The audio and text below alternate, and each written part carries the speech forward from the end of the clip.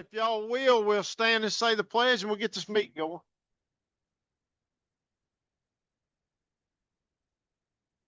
I pledge allegiance to the flag of the United States of America.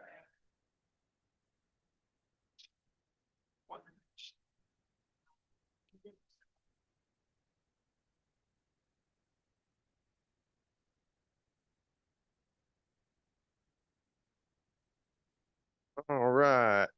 Whenever y'all get a chance, I need a motion to approve our agenda. I'll make a motion that we approve the agenda. Thank you, Sandra. I'll second it. Thank you, Jeff. Any discussion on this agenda before we move on? Hearing none. All in favor? Aye. Any opposed? Hearing none. All right, public comment. I got a couple signed up. D.D. Dillingham, come on up.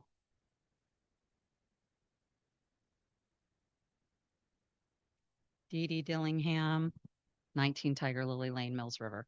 Okay, a few things that I have is, so when we were talking about the UDO last time, I was asking if, we could put in there, and I've got to look to see if it's there now that the whole proposal is out. If we have the right to purchase our lots for our tiny houses. So just so people knew, because it's a very weird phrase, it's the first right of refusal, like Chad said, you would think that that's not the right phrase, refuse, because we wanted to be the ones up front to buy. So a first refusal, for people that don't know in real estate, is a contractual clause giving a specific party, such as a tenant or family member, the first opportunity to purchase a property when the owner decides to sell it. So that's something I learned that was new. So another thing that I wanted to bring up for the UDO, I don't think that we've ever talked about the lovely data centers that we also love. North Carolina communities are pushing back all over the state. I listen to NPR every day. It's on NPR every single day. What are we going to do about data centers? So many, there's a huge amount of activism against them for massive water usage, noise pollution, and strain on the grid. I don't know how everybody feels about data centers in this room, but I do not want them to come to Mills River. How can we stop it? A lot of people are putting moratoriums in their towns and counties. I think that we should consider that.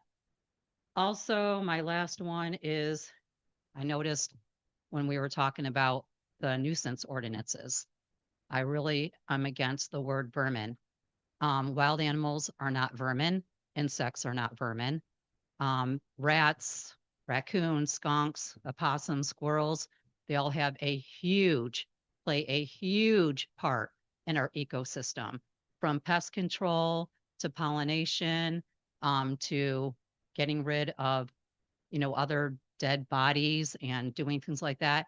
I kindly request, if possible, to go through that nuisance ordinance, and anywhere that the word pest or vermin is used, replace it with wild animals and insects. That's it. Okay, next up, Deanne McCoon, is that right? McCraw, my bad. Deanna McCraw, 10172 Boylston Highway. My husband Dennis and I would like to express our gratitude to Mills River Town Council member Brian Kimball. Brian attended Tuesday's UDO open house, and he spent about 3 hours with us answering our questions and helping explain and sharing his knowledge when we were trying to review the UDO draft. I personally have not read the chapters all through that are available. I have to credit my husband has seen through all of those, except he's working on number 6, and 2 is still awaiting arrival. So sort of like a baby, right? Brian, I really do appreciate your commitment and knowledge as we review these items. I also want to call out Mike Malachek. He's dedicated. He spent the time, given to the town, 12 to 8 hours. I know he got paid, right? But y'all, 12 to 8 hours in this room is long, 12 to 8 hours. 12, yeah. So I know the council, steering committee, and town employees have put in countless hours reviewing and discussing the UDO draft. It's much appreciated. But I implore you to continue to strive for common sense to prevail. I learned that finally, I know it's been said, but I learned it, that when a specific ordinance item doesn't meet total common sense, that the standard operating procedure will be to submit a variance and charges will be collected from the individual. Okay. The UDO should be accurate for Mills River and not always rely on a variance fee process as the standard operating procedure. It should be common sense.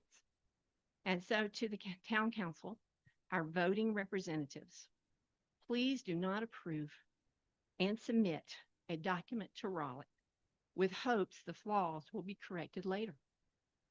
They need to be right from the get-go. That process of submitting a flawed document is not best practice. And that level of quality isn't representative of the town of Mills River.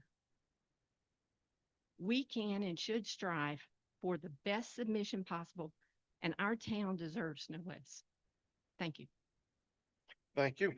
Anyone else for public comment? That's all I had signed up. Anyone else? Going once, twice, three times? Okay. All right, we'll move along. Council comments. Andrew, you want to start us off?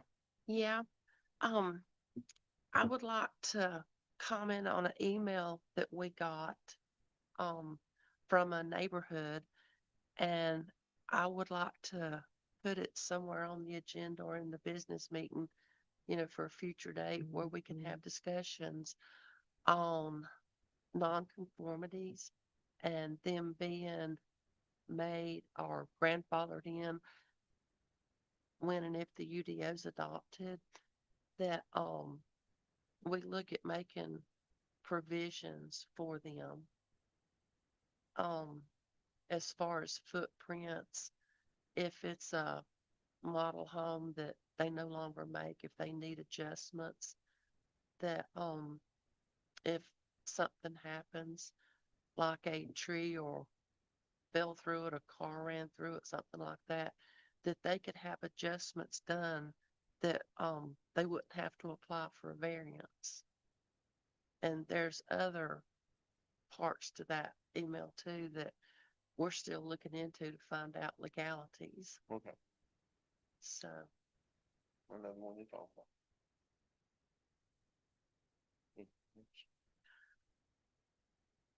the stump dump flared up last weekend and I received several calls on it. And I called the fire department and they said they had somebody down there looking at it. So hopefully we can get that under control. It's off dry out. Is that all you got? That's it. Jeff, how about you? Yeah, as far as the stump dump goes, I pretty much lost my patience with them.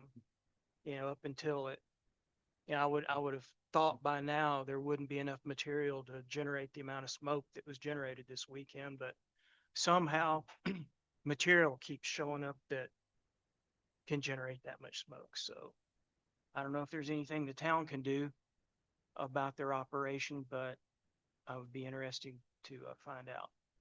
And then on a happier note, I had the honor of going on the Blue Ridge Honor Flight this weekend, and the staff, the board of the Honor Flight wanted me to express their appreciation for the resolution. And at the town, they were very proud of that, and it's just a wonderful, wonderful thing. It's if y'all ever have a chance to experience that, or at least come to the welcome home, it's worth your time. Thanks. James? Thanks for the staff for the hard work. I guess Mike inside and Nicole outside. Thanks. Looks nice. Looking nicer by the day. That's all I got. Brian? So I just want to remind everybody, May the 2nd, Mills River Day up at North Mills River Farms. Anybody hadn't been there, seen that deal, it's really the only big community event that Mills River holds every year. You can go to the Mills River Farmers Market. I'm assuming it'll be open that morning. Good.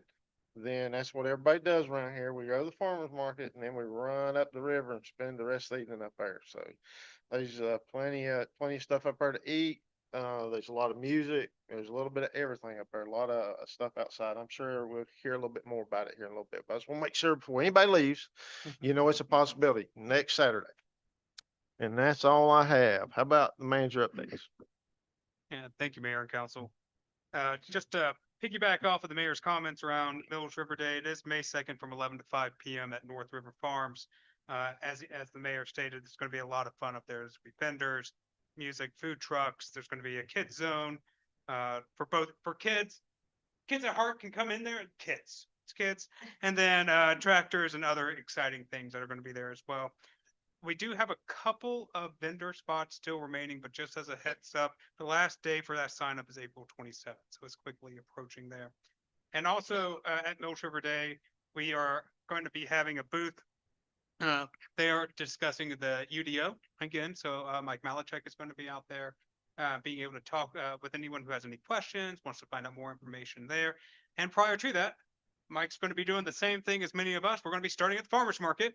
And he's going to have a space there too. So he's going to be hitting both spots, just like many of you all coming out and enjoying the day. The couple of other items, speaking of the UDO, I'm just going to try to pivot from one thing to the other. It's kind of flowing pretty well. Chapter 2 is now available on the imaginemillsriver.com website. And so now chapters 2 and chapter 6 are available for the public and council. You all have the red line versions within your drive, your shared drive as well for your review. So we're excited about that and continuing to move forward on updates.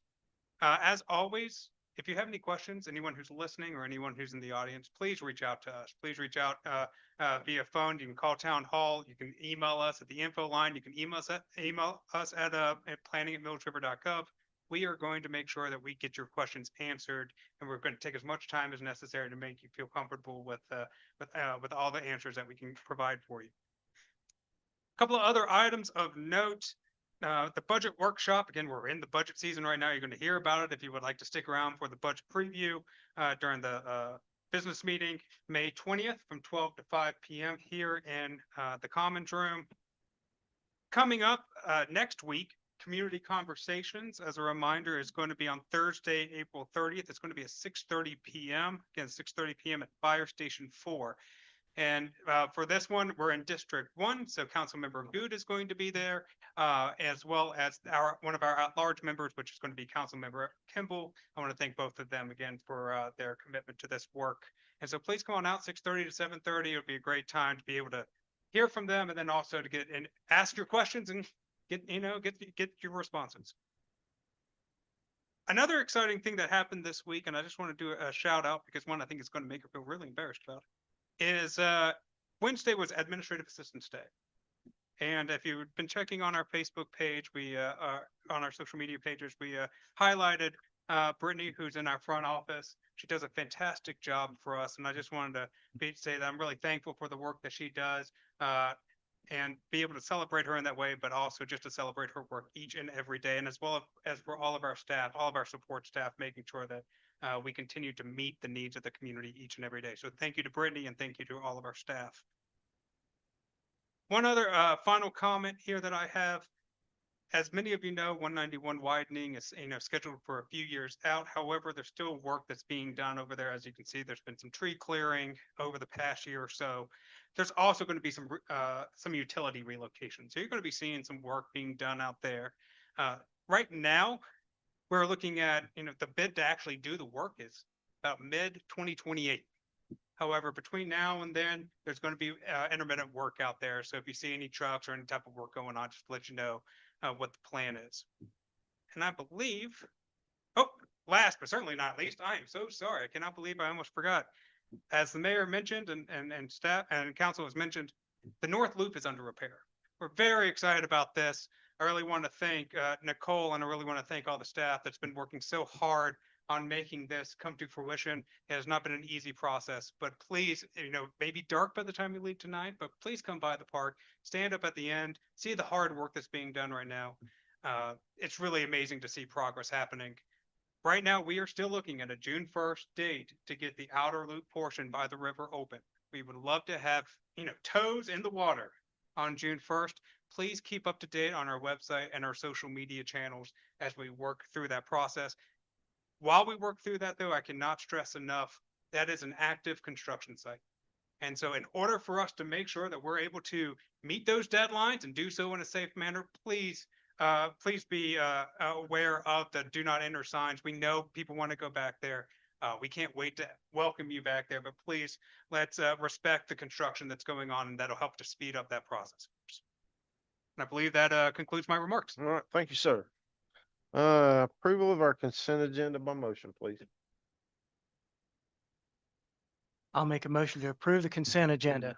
Thank you, Jeff. I'll Second, second. thank you, Brian. Any discussion on that consent agenda?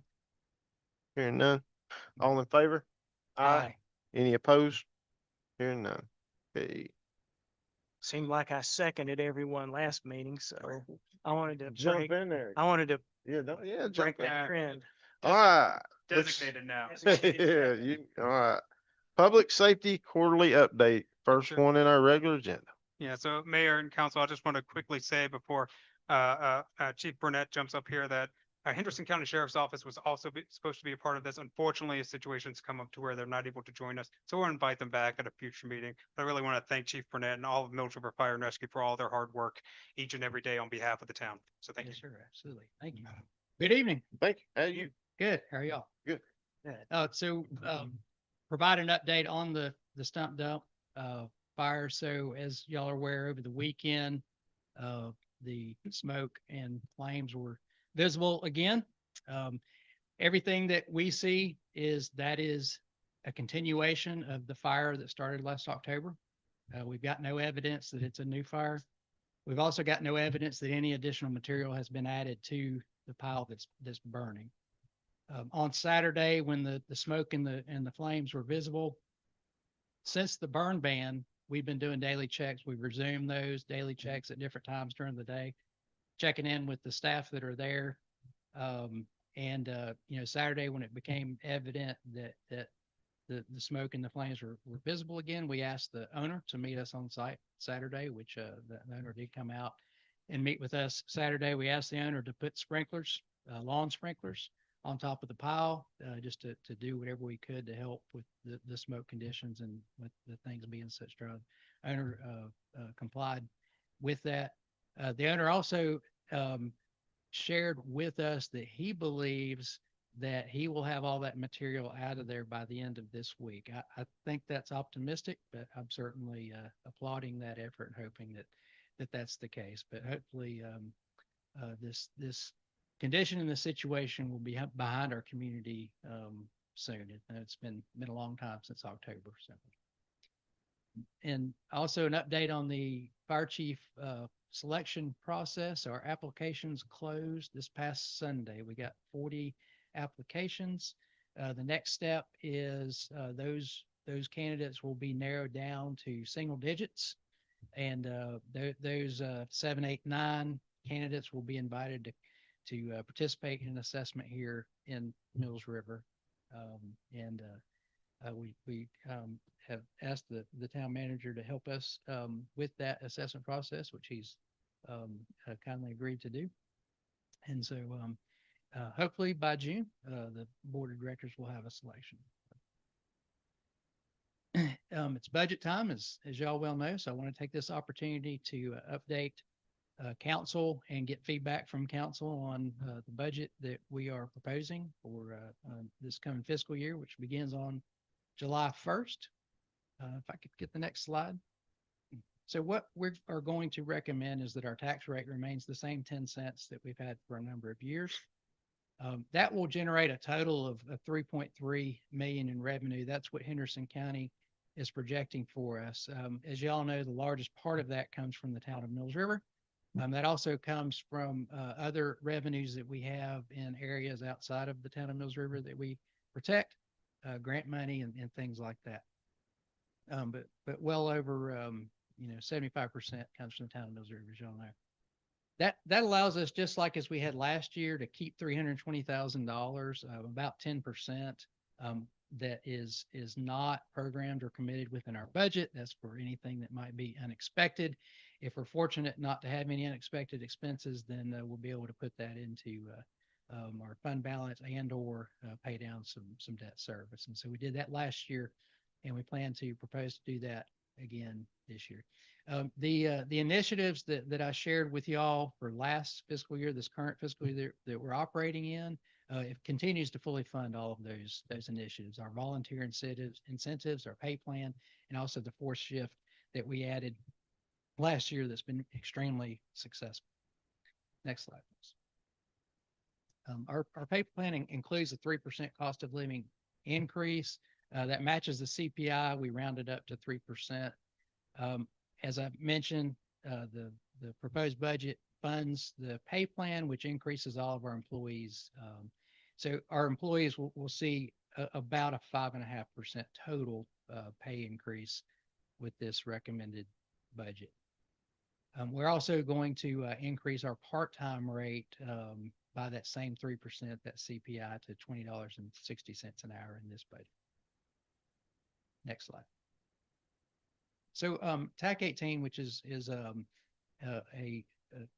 SUV that we use for primarily our EMS response. That vehicle needs to be replaced. We're planning on replacing that.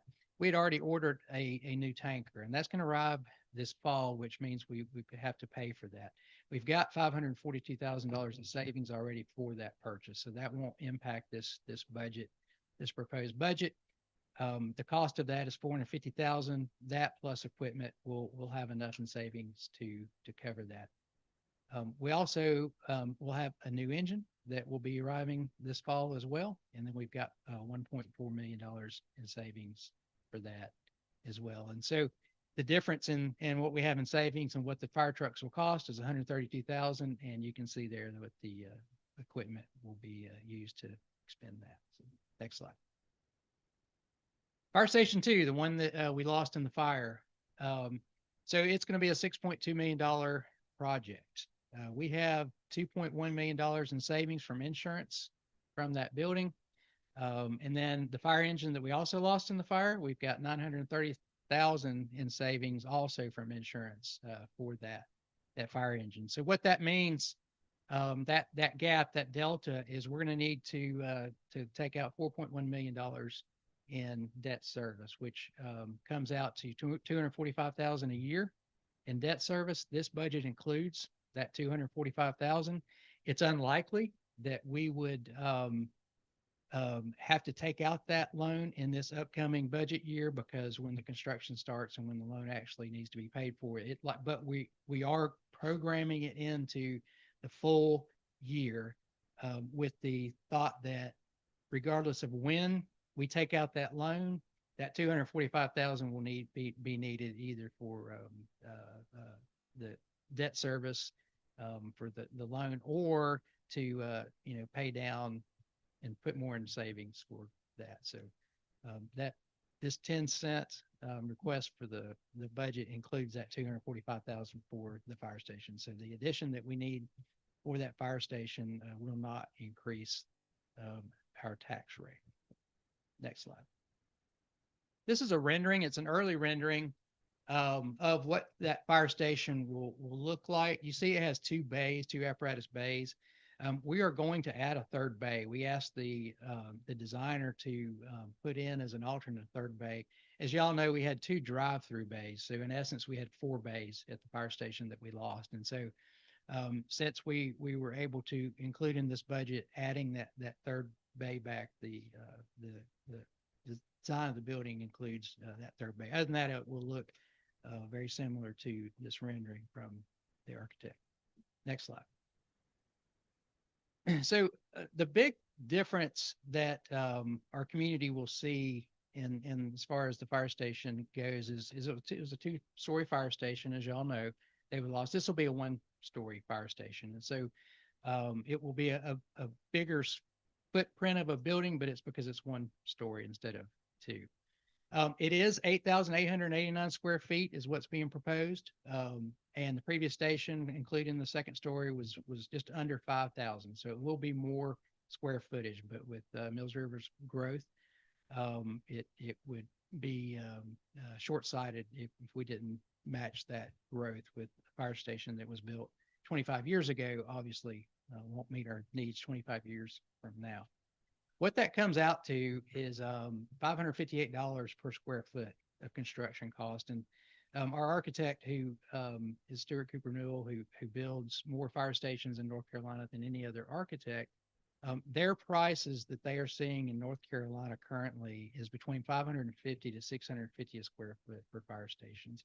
And so we're on the lower end of that 550 to 650 per square foot. So we're in line with what other fire stations are being built on the lower end of that. Next slide.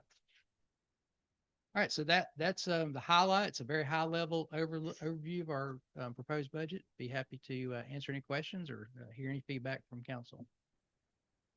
Like anything? Proud of what y'all are doing. Yeah, thank you. Thank you all for your support, and it's an honor to serve our community. The next step is May 7th. We'll go before Henderson County's Fire and Rescue Advisory Commission. I'll give this same high level presentation to them. The county commissioners will consider that 10-cent tax rate request with their adopted budget later this year as well. So thank you. Thank you. Mhm. Have a good evening. All right, looks like we're moving on to a discussion on our funding for our nonprofit organization. Okay, so this item is just an informational item. It's just for you to be able to hear from the nonprofits coming forward tonight. No action is needed from council. Town council entertains requests from local nonprofits each year. The programs that these nonprofits are asking for should support the concern of education or welfare needs of persons of low or moderate income per North Carolina general statute. 8 organizations have submitted applications for different programs.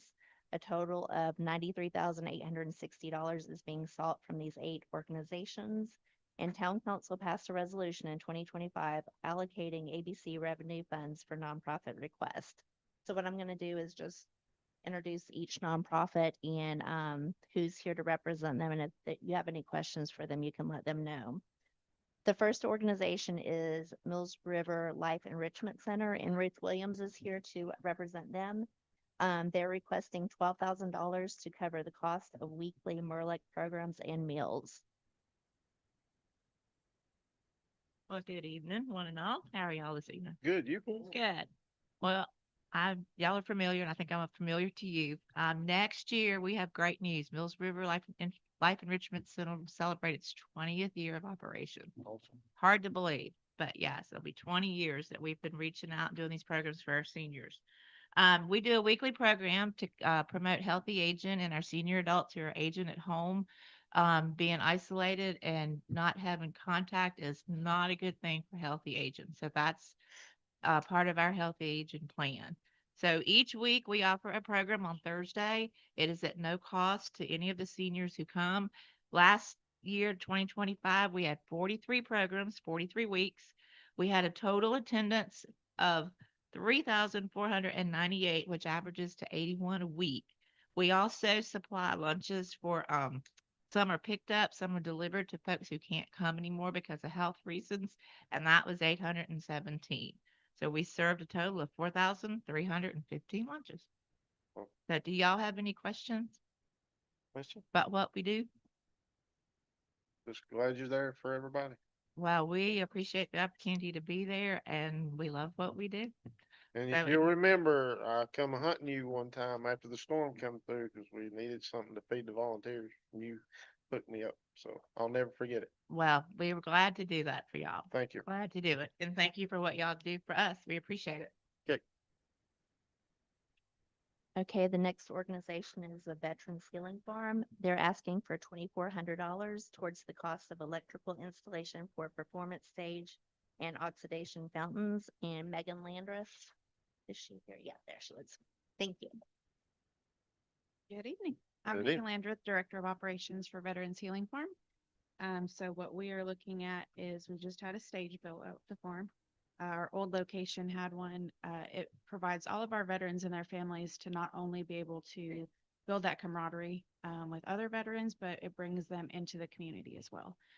So extra events for them at the farm where they're not coming out and working in our garden to where they have to volunteer, but they can just come and they can enjoy being with other veterans and their families. Also the oxidation for the pond is for the health of the pond. We do want to open that up for catch and release fishing for the community as well, later after we get everything settled with that. Short and sweet. Any questions? Any questions? Nope. Y'all are doing a great job also. Thank you so much. Glad you're in the community. Yeah.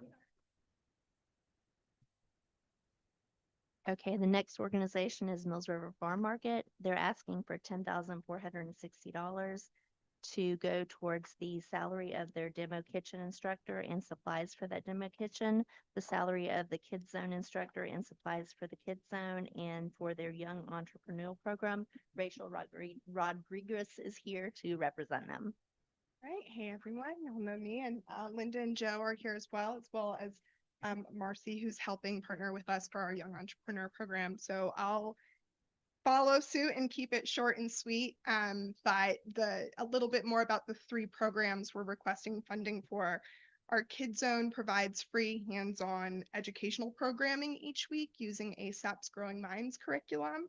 So children are learning about agriculture, nutrition, the environment through interactive lessons that our Kids Zone coordinator provides. Our demonstration kitchen offers weekly demonstrations that teach practical, affordable ways to prepare fresh local foods. And that program kind of came out of trying to support when we started the Double Snap program and trying to support people in using whole, fresh ingredients, helping families build confidence. And what we found is our low and moderate income families, as well as the whole community, needs help learning what to do with kale or with cabbage and things like that. So that's a great program. We'd love to continue, help people build confidence around cooking. And our Young Entrepreneur Program is just taking off and doing wonderful things. It gives local youth the opportunity to create, market, and sell their own products at market. So we've been partnering with 4-H, and the kids are receiving real world experience in budgeting, pricing, communication, and business fundamentals. So, any questions? Any questions? How many young entrepreneurs do you think y'all gonna have? Last year was the first year that the Young Entrepreneur Program partnered with 4-H. We had 5 young entrepreneurs. 4 of them returned this year, and this year we have 13 brand new young entrepreneurs. So we've actually over exploded the Mills River Farmers Market in terms of their vendor space in order to get our young entrepreneurs an opportunity to sell at 6 to 8 markets during the market season. We already have 7 kids that couldn't do the program this year that want to do it next year. So it's growing. It's been beneficial for not only the youth connected with the market, but also the 4-H program in the county, and that a lot of the kids were not part of the 4-H program. And now that we've kind of married those two programs together, it's growing both of those opportunities for kids in our area. We have several families that have multiple children involved, all creating different products and that type of thing. So a lot of unexpected growth that we are super excited about. And now we need to be able to support and encourage the kids so that they can continue on their entrepreneurial journey. Awesome. I love Thank it. you. Let me jump up one Oh. picture with that. I mean, just because, yeah. We also have some kids that we refer to as graduates, and these are kids that have been in the program for a number of years, and they've moved beyond the stage where they need a lot of support, but they need the place to sell. And how many did we have of that? About 6? Yeah. About 6 graduates coming in, and then we have 1 or 2 that are totally independent. They just wanted a market to sell at because they were already, 2 steps ahead in the game. Right. And so we have a huge group of kids in all that are participating. Good. Each child is paired with a mentor at market, so they have a vendor to work with, and they go over their sales at the end of the day. But I do think we're getting to a point where some of our adult vendors, I might say, hey, go check out that kid's display. I like it. Any other? Thank y'all for being there. So the next organization is the Housing Assistance Corporation. They are asking for $10,000 and the funding is for program support to complete home repair projects of 3 to 4 households in Mills River. Meg Lebeck is here with them. Good evening. My name is Meg Lebeck. I'm the CEO of Housing Assistance Corporation. We started in 1988 as a group of churches trying to fix their neighbors' homes and got a little more organized. In the mid-90s, we started building affordable housing. And in 2024, we got into the disaster recovery business. So it has been a wild year and a half, but home repair continues to be the core part of who we are and what we do in the community. You all graciously funded us last year, and with that money, we have helped households who have been in the community for a long time. The households we were able to serve last year had been here 30 years, 56 years. One of them had been a homeowner in this community for 70 years. And the things we were able to do in those houses are so basic and yet this essential part of life. So we fixed wells, we fixed plumbing, we fixed heat pumps, the very core of what it means to live safely and well as a part of the community. The even better part about your investment in the work that we do is that it is a force multiplier. So because of the funds that you commit locally to fixing homes in Mills River, it allows us to reach for state funding and federal funding into this community as well. So even though the number of households we've been able to serve with these funds may feel lower than some other programs, the work is really transformative for those households, and it really allows us to do so much more within the community. So thank you for the funds you've provided for us to do that in the past and for considering this request for the year. Thank you. Any Any questions? Nope. Appreciate you being there. Thank you. The next organization is the Literacy Connection. They're asking for $6,000 for funding that will support adult literacy services for individuals who live and work in Mills River to provide 1 year of one-on-one tutoring to 4 adult learners. And Kelly Hart is here. Hello, I'm Kelly Hart, and I have the honor of serving as the Executive Director at Literacy Connection. And at Literacy Connection, we are all about literacy and we're all about connection. So literacy, we define as the ability to navigate the symbols and systems that we encounter in our everyday lives. It's more than just reading, it's being able to function well in our community. And our mission is to transform lives by cultivating literacy skills that promote economic and social success. But recently we asked our students in their own words to tell us what their missions are, what our mission is. And they said things like helping us to learn and to lose fear. It's beautiful because it's like love for your neighbor, seeing someone's life transformed, changing a life. I've been helped and then I can help others. That's what it's all about. Or it's about saving lives and helping not just our families, but an entire community. So we are seeking funding to support some more adult students who live and work in Mills River to connect them with a volunteer tutor that we will train to help them learn English or apply to become a U.S. citizen. And we would really appreciate your support. Thank you. Questions? Any questions? Appreciate your time. Y'all doing great. The next organization is Stand Tall, Thank a Local Lawman. They're asking for $25,000, and that funding is to provide use by the Henderson County Sheriff's Office to enhance capabilities of department members in crime prevention, drug interdiction, school security, and overall protection of the residents of Mills River. And Ron Kaufman's here. Good evening. Thank you for sharing your time. 10 years ago, we DBA'd a nonprofit to become Stand Tall, Thank a Local Lawman. And our function and mission is providing and seeking funding for unbudgeted and basically needs within law enforcement. The items we're asking for, these come through the sheriff. A portable surveillance camera for on-site investigation with a modem and a computer. Enhanced SRO training, school resource officers. We can't put a price on the children. Safety is paramount, period. We are offering a conference at Blue Ridge Community College, and I'm sorry to use the term, but basically active shooter, because that's what we need to stop. Last is a simple thing. You know what a drone is? The drone comes with what's called FLIR, forward-looking infrared. It's used for search, among other things. There's not an officer in any police department that would say they have everything they need. I don't care where you go. It just doesn't work that way. Any help that we can get through you and through the grant would be most welcome, and we appreciate the time. Any questions? Attorney Golden, always good to see you, sir. It's a pleasure to see you too. He and I still have the wounds. Thank you very much. Too funny. Thank you for being here. You're very welcome, sir. Thank you. The next organization is the Henderson County Education Foundation. They're asking for $10,000. The funding will support Leader in Me implementation at Mills River Elementary, Rugby Middle School, and West Henderson High School, and Mountain Roots outdoor education for all fifth grade students at Mills River Elementary. Kayla Castro is here to talk. Hello, my name is Kayla Castro. I'm here on behalf of the Education Foundation in Henderson County.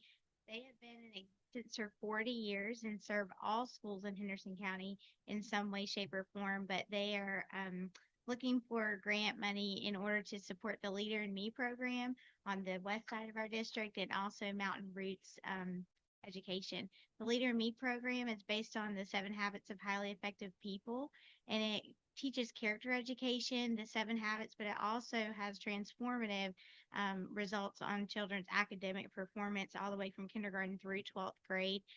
We're seeing lots of success with that on our west side of our district at Mills River Elementary and Rugby Middle. Also, the Mountain Roots program is an outdoor education program, and so it brings kind of in-house field trips. It pays for all the costs, and it's aligned to the North Carolina Standard Course of Study for Science standards. So students who oftentimes can't afford field trips and things like that, it's all brought to them in-house, and the 4 field trips out of house that they take care of, they pay for 100% of the cost of that as well for the 5th graders at Mills River Elementary. Any questions? Questions? Nope. Thank you. Thank you. And last but not least is Smart Start Partnership for Children. They're asking for $18,000 and the funding will support education and childcare. $13,000 will support Ready Kindergarten transition and $5,000 will cover Dolly Parton's Imagination Library book costs. Kendall Heck is here to speak. Hello, thank you for having me this evening. I'm Kendall Heck and I work for Smart Start Partnership for Children as the kindergarten transition coordinator. And I just want to ask you guys and tell you a little bit about the work that we're doing here in Mills River.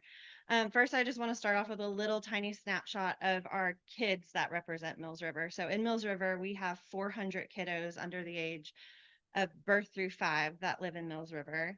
Of that group of kiddos, we are serving 65% of those kids currently with our Dolly Parton Imagination Library in Mills River.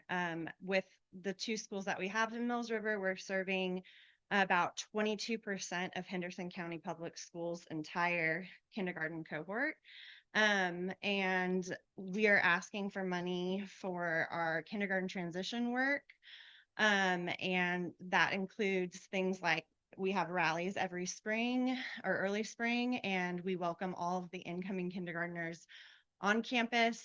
We fill bags, and that roughly costs about a little bit over $2,000 with school supplies for kids to learn fine motor skills and early literacy skills and early math skills and so on and so forth.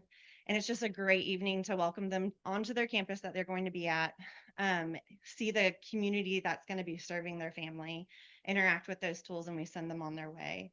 Another big thing that we do is we invest in our Rising Kindergarten summer camps. This past year, we gave $6,000 to Mills River Elementary for their summer camp, and they had about 70% of their registered kindergartners attend that. So it's one of the biggest kindergarten transition activities that both the parents, the kids, and the teachers say make the real difference, because it's getting kids on campus for the first time without the busyness of the rest of the school, and they're able to walk through the halls, learn the routines, meet new friends so they don't have those first day scaries, And it's really impactful. And so we really appreciate that work as well. And then, like I said, we're serving 65% of our birth through 5 kiddos with Dolly Parton Imagination Library books. That's about an investment of $8,000. And in the past, it's even been more. And so we'd love to continue putting books in the hands of our kiddos because that's really important for their ability to connect with literacy and love reading early on. And it also provides families that might not have the opportunity to have books on their own by the time they get enrolled at birth. By the time they graduate and receive their last book for kindergarten, that's 66 books in that household.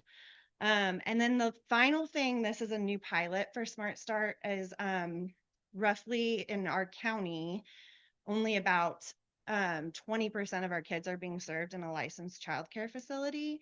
And we know here we also have a little bit of a childcare desert in Mills River itself. And so we've been looking at a pilot called Family Friend and Neighbor Care, and it allows us to bring in the folks that are with kids in an unlicensed care. So it could be grandparents that are watching out for their grandchildren, or a neighbor that's sharing time with their kids. So it's bringing them in, it's educating them, getting them certified in CPR training and safe sleep, and all of that educational stuff, while also giving them incentives for joining that effort. And so that's something that we're rolling out really soon, and we'd love to bring that here because we know that it's a major need in our community here. So we just want to thank you for what you've already invested, and Mills River would also like to invite you to drop in for their summer camp. So I'm going to give you these and just be on my way. Thank you. Do y'all have any questions? Y'all do a great program.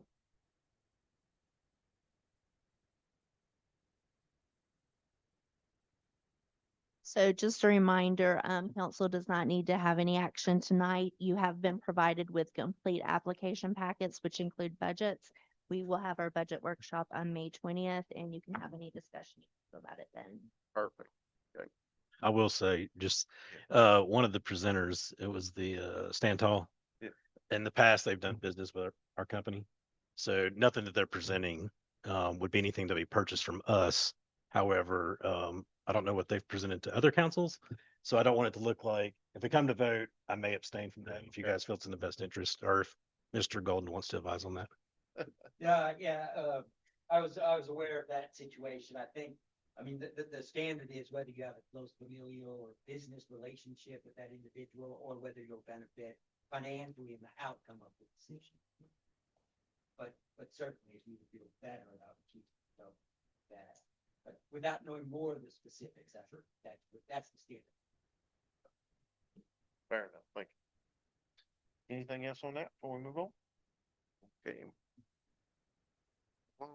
Our public hearing on adoption of resolution 2026-04.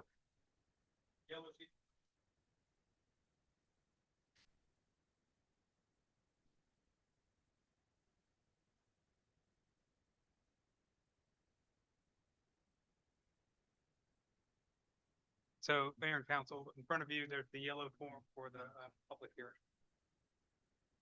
Okay.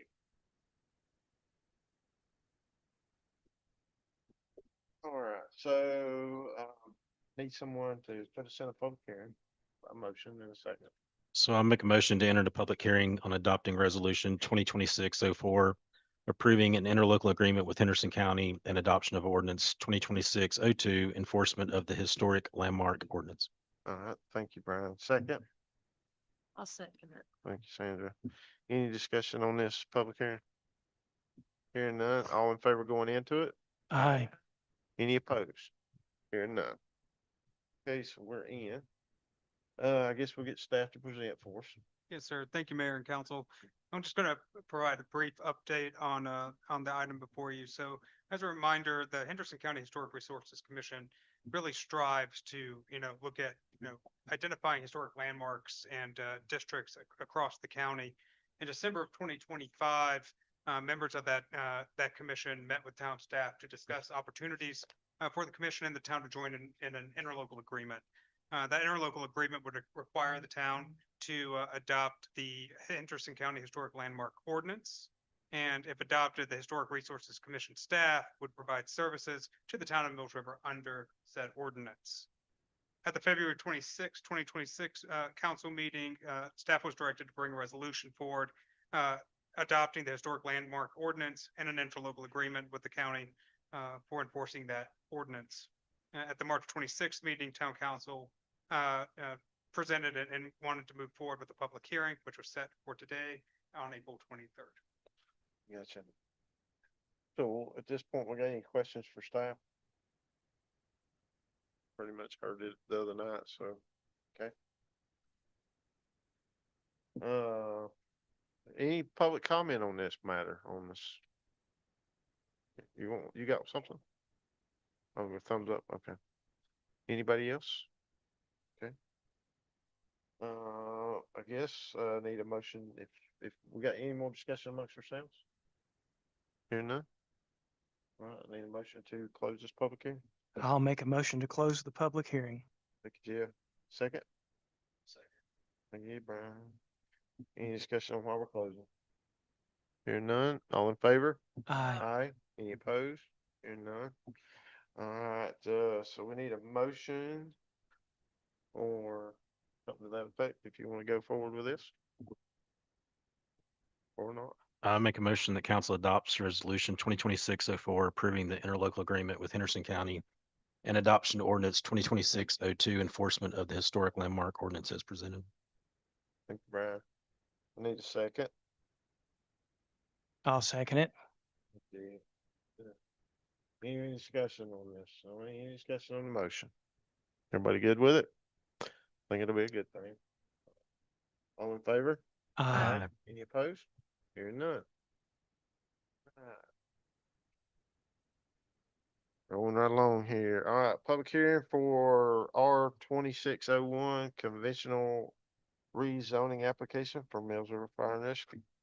Looks like Kevin's gonna be helping us with this in here in a minute. All right, need a motion to go into the public hearing again. Make the motion to enter into legislative public hearing R 2601.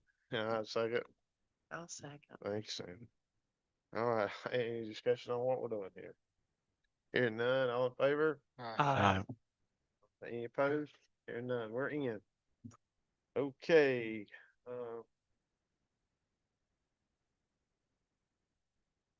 is any council members here that's gonna make a decision on this have any conflict of interest with any of this? Other than, I don't know, it's not a conflict of interest, but Mills River Fire Department buys equipment from me, so Yeah. I don't think it. yeah, I don't think it. Affect this one, I'm just being transparent. you good with it? That's all I can do. I'm good with you. If I'm good, you're good. Everybody's good, we're good. All right. Okay, I guess we're ready for presentation, Kevin, when you are. Yes, sir. One moment. No problem, whenever you're ready.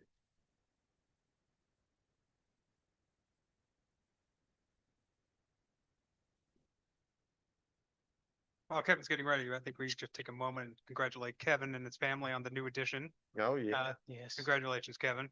I don't know how he's still looking so rested. After He's probably not rested too. he's got off well though. Yeah, so. he's hiding it very well. We've all been there, Kevin. It's a tough little while. Well, I about didn't recognize him. Yeah. He's had his little hair. All right. Good evening, council. Before you tonight, we have a conventional rezoning request, application number R 2601, with the subject property address 100 Fanning Fields Road. On March 2nd, 2026, staff received a conventional rezoning request submitted by Josh Israel, agent acting on behalf of Mills River Fire and Rescue. The property location is 100 Fanning Fields Road. The rezoning request to rezone from low density residential, MR30, to neighborhood commercial, MRNC. The property acreage is approximately 1.6 acres. The current status of the property is currently vacant. It was the former prior fire substation, which was destroyed by a fire in January of 25. On February 4th of this year, 2026, 0.77 acres of the adjacent parcel, Ms. Pryor's land, was combined with the existing 0.84 acres. On February 13th, ownership of the parcel transferred to Mills River Fire and Rescue. And on March 12th, the tax parcels were officially combined with a new PIN with the Land Records Division with the county. So the purpose of this rezoning is to rebuild the prior fire substation and also to construct a larger station. The zoning justification is basically in MR30, public facilities are not permitted. In neighborhood commercial, public facilities are permitted by right. Just wanted to note, with timing consideration, the applicant is seeking to rezone prior to the potential adoption of the Unified Development Ordinance in order to remain on schedule with their project timeline. Here is a aerial vicinity map of the property. The combined acreage kind of runs along the grass line with the existing concrete you see on that aerial image. Here is the property survey showing the total acreage with the recombination. To put this into context, the previous use status of the former fire substation was a legal nonconformity. The use and the structure, the nonconforming section of the zoning ordinance, section 154.105E, states that if reconstruction is not initiated within 12 months and completed within 2 years, that's one point. And that there's no increase in non-conforming use area or no expansion beyond original building dimensions. It's allowed to stay non-conforming. So the fire was on January 17th, 2025. The reconstruction of the prior substation was not initiated within those 12 months. So the non-conforming use rights were lost. Hence the justification for this rezoning. To reiterate, MR30 does not permit public facilities. MRNC, neighborhood commercial, permits public facilities by right. The proposed development is to rebuild our substation, and also, as the chief mentioned in his presentation, was to increase the building size. And in neighborhood commercial, the maximum building size is 10,000 square feet. Some site modifications, as mentioned, the adjacent parcel is recombined to expand the total acreage, and this will ensure compliance with the neighborhood commercial building setbacks and dimensional standards to accommodate the larger substation. So the current zoning MR30, the district's intent, it's a low density residential district intended to maintain a quiet neighborhood character, primarily composed of single family homes. Some of the by right uses permitted in MR30 are single family dwellings, churches, home occupations, family care homes, and similar low intensity residential uses. Some special use permits some of these uses require a special use permit for higher intensity uses. Minor and major special use permits, such as for parks, civic and institutional facilities, multifamily housing, public utility stations, and other more intensive development types. Actually, multifamily is under conditional. The neighborhood commercial district intent is to provide a mix of compatible residential and commercial uses while maintaining and enhancing the rural character of Mills River. Think of commercial uses in this district to remain inside an enclosed space. Nothing of the business nature would be outside of the building. So it includes retail and service uses within enclosed buildings, public buildings, offices, single family dwellings, and other compatible use types. Some uses permitted with special use permit that are a little more intensive are restaurants, civic and institutional facilities like museums, arts, stuff like that. Planned residential developments, manufactured home parks, and medical institutional care facilities, like a continuing care facility. So zoning consideration. All possible uses in this request for neighborhood commercial district must be taken into consideration. Once rezoned, any uses allowed within neighborhood commercial zoning district may be permitted. Failure to consider all possible uses or only consider limited uses as part of the proposed development project may be viewed as contract zoning, which is legal in North Carolina. So the applicant disclosed their intention, but you must take into consideration all permitted uses with this new zoning district that is proposed.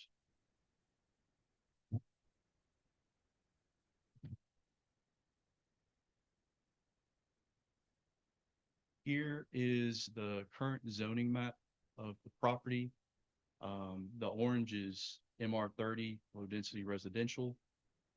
If you see to the north of the property, the parcel where the Pepsi distribution center is zoned light industrial. To the opposite side of the road, those properties are single family dwelling properties and their zone neighborhood commercial.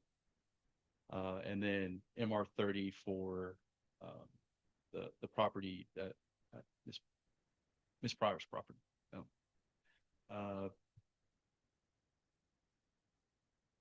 One thing to take into consideration too, just to look at some policy analysis, was council on December 8th of 2022 approved a conventional rezoning application for a parcel that was subdivided from Anointed Word Church from MR30 to MR-NC neighborhood commercial.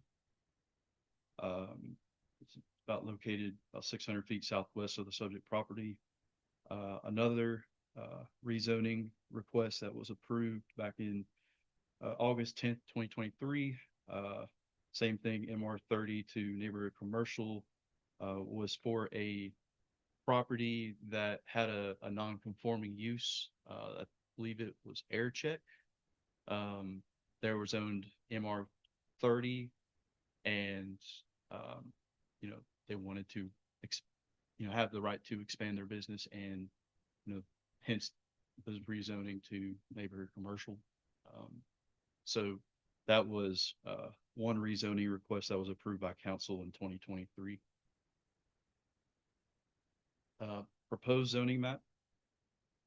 As you see, it's proposed to be neighborhood commercial, which is in green. Future land use map analysis. The red on the map is community center. So the community center future land use map category is where the property is located. Within the community center district, the category is to promote a mix of uses to include commercial, residential, agricultural, and then also residential types can include single family and multifamily from the comp plan. Some of the uses for community center for desirable, acceptable, and non-desirable are listed in this future land use map category chart. As you see, services, institutional, and agriculture are acceptable uses. And desirable uses are civic and community, parks and public space, trails and recreation, retail, restaurants, offices, duplexes, townhomes, and apartments. Spot zoning analysis. The request is unlikely to trigger a spot zoning because the subject property is adjacent to existing neighborhood commercial zoning. And spot zoning is generally defined as rezoning a parcel differently from surrounding areas. The legal standard is spot zoning is legal when supported by a reasonable basis. For council's consideration, if approved, council must adopt a statement of reasonableness evaluating the site characteristics, consistency with the comp plan, impact on surrounding properties, compatibility with adjacent uses, if it's in the public interest and if any changes, change conditions support the rezoning request.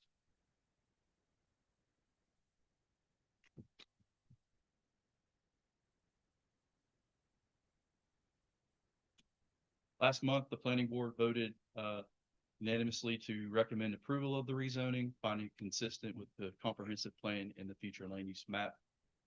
Staff also recommends approval of the rezoning request, finding it consistent as well with the comp plan and the future land use map, as a lot of the permitted uses for neighborhood commercial align with the future land use uses for the community center future land use map category.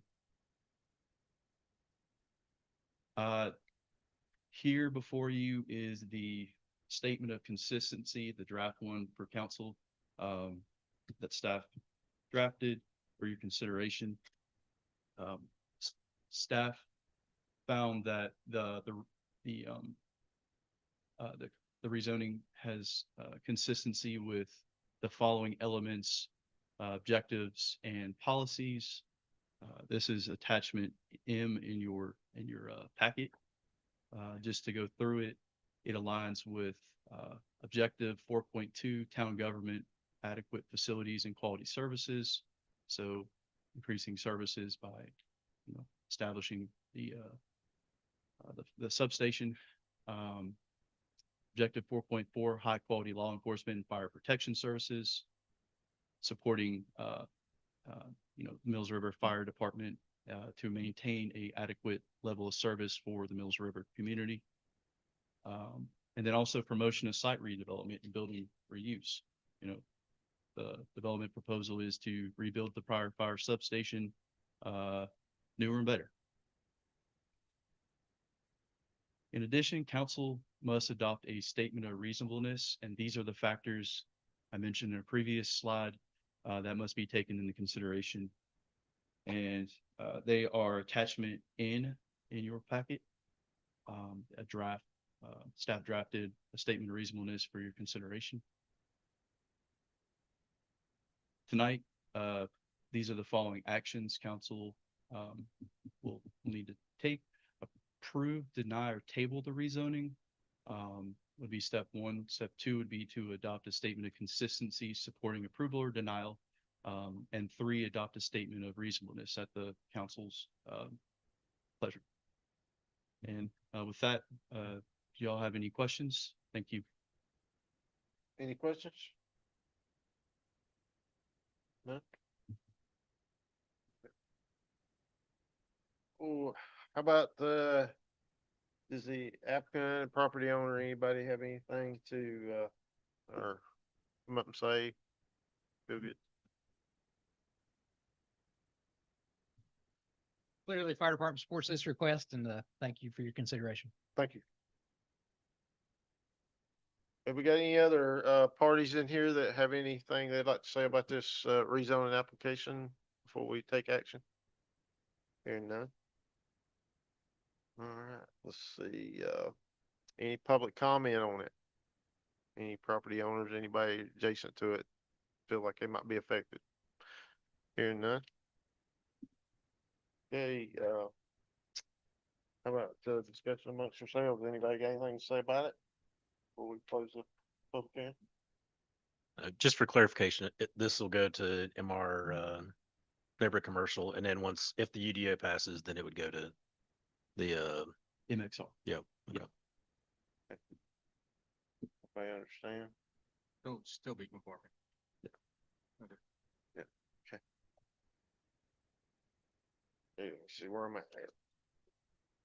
The council's consideration when you all are considering this applicant, which is Mr. Webb said, that notwithstanding the fact that the applicant indicated what they want to do with the property, should not add that discussion up.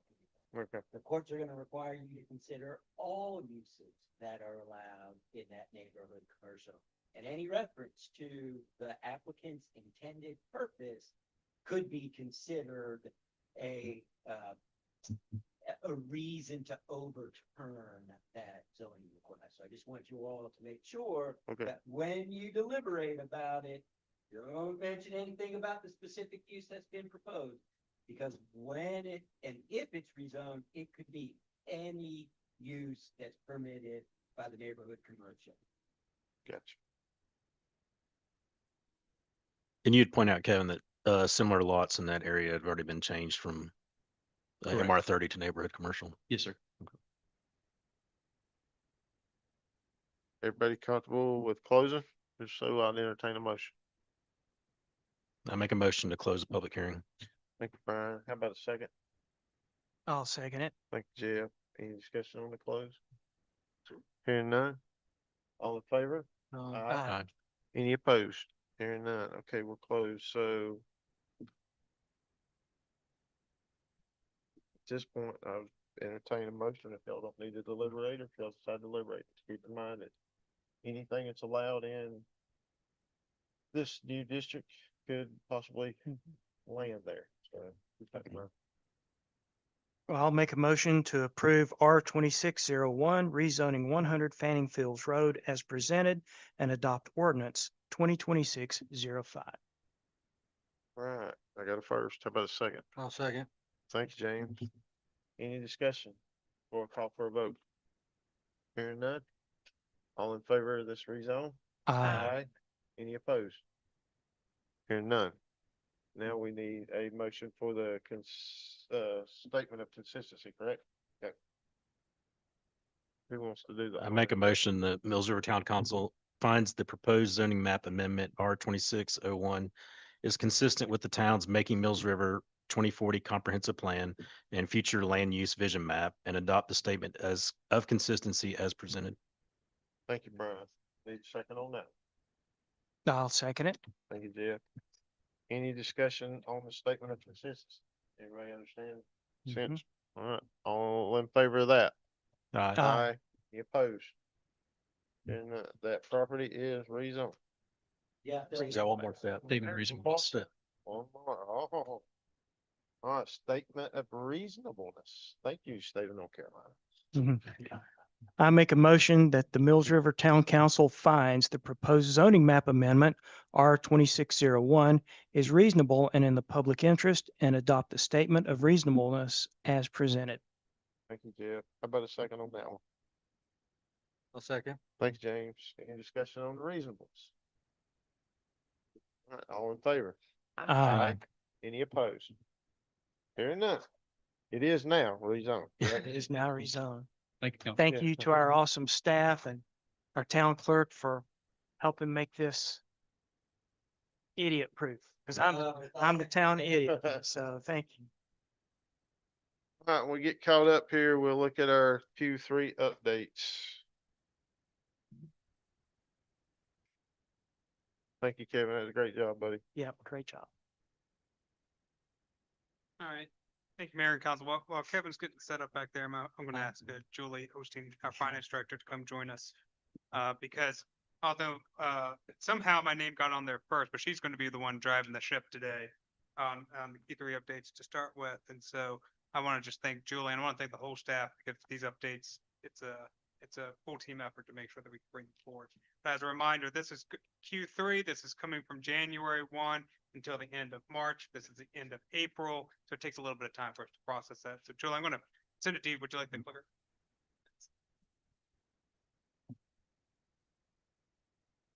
Thank you, Council Mayor. It's my privilege to present the Q3 report for tonight. The areas that I would like to bring to your attention are in relationship to our property tax collections.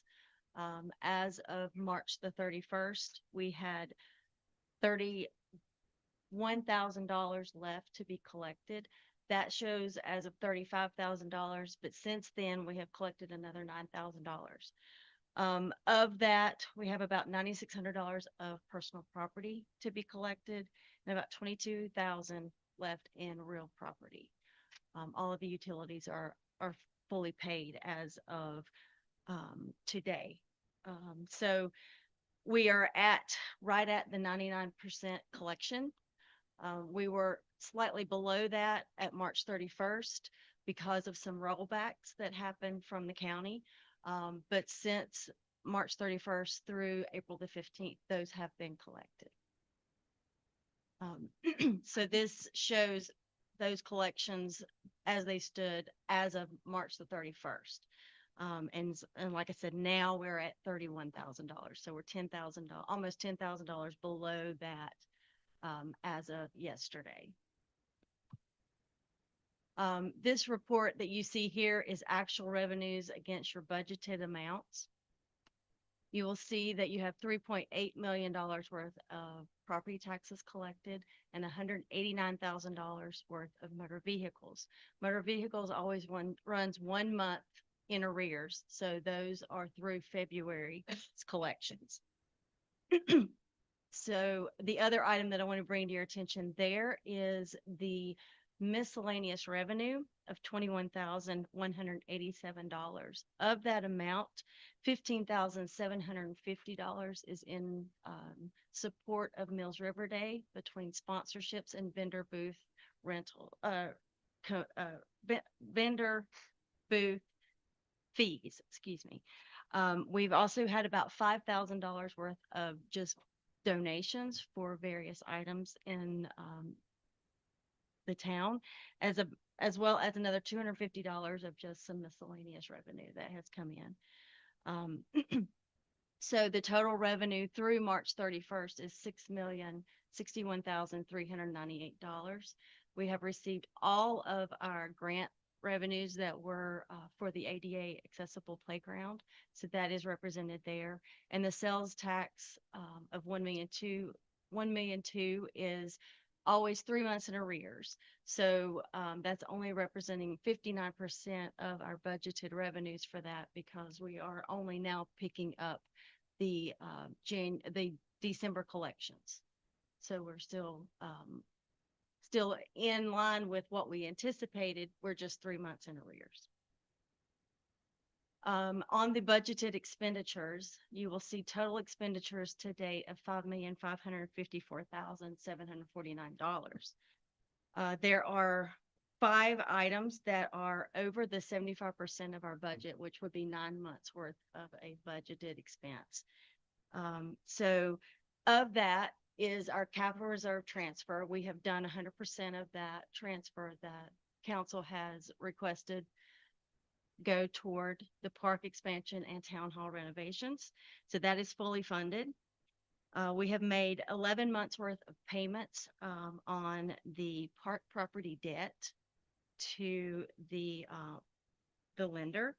And we have fully funded Ag HC, the Henderson County Partnership of Economic Development, and our incentives. So those are also fully funded through March 31st. And we have made $2.3 million worth of payments to the Mills River Fire Department. The other items on there are all below the budgeted line item of 75%. So those are well under their budgeted expenditures. The items that are fully budgeted or over the budget amount will be fully paid in the year, for the year anyway. So those will be 100%. But as you can see, all of our other expenditures are below the budgeted amount. On the fund balance requirement that council has set is that your fund balance must be between 60 and 75% of your general fund expenditures. The general fund expenditures for FY26 is $7.3 million, and your current fund balance that is available as of March the 31st is 95% of that expenditure amount. So you have almost 100% of 1 year's worth of expenditures for the operating fund of the general fund. The remaining items are just some budget versus actuals, and I'll be happy to answer any other questions. There's not anything else in my part of that other than these historical comparisons. Julie, did we have anybody come in with either late taxes or whatever that said they didn't get their their bill this year?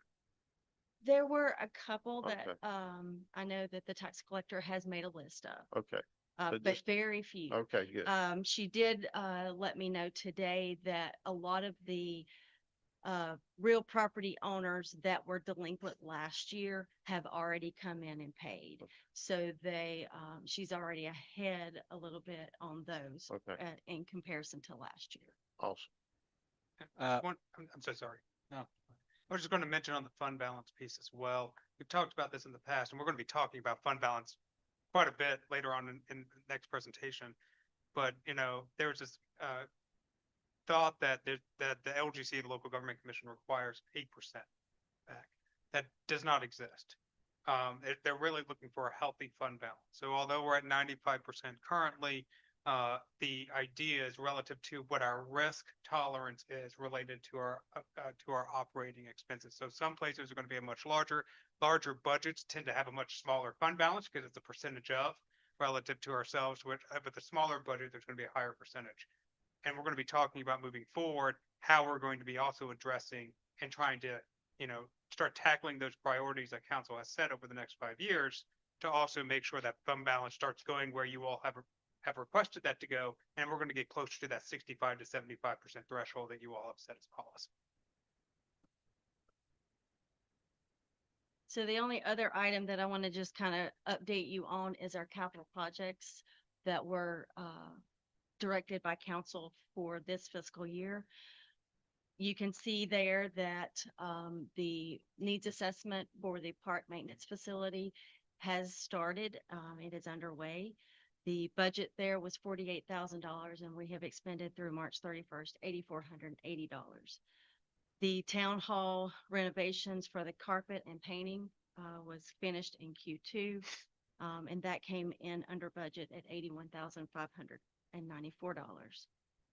The UDO, we have expended $89,830 of the $155,000 that we budgeted there.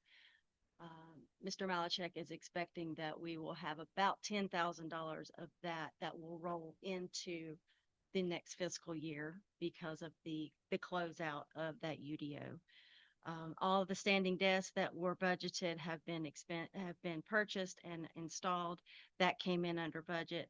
So everything else that has been purchased was actually purchased at a savings to the residents. The basketball court resurfacing project was bid out. That is being finalized, and the numbers are actually below what we had anticipated there as well.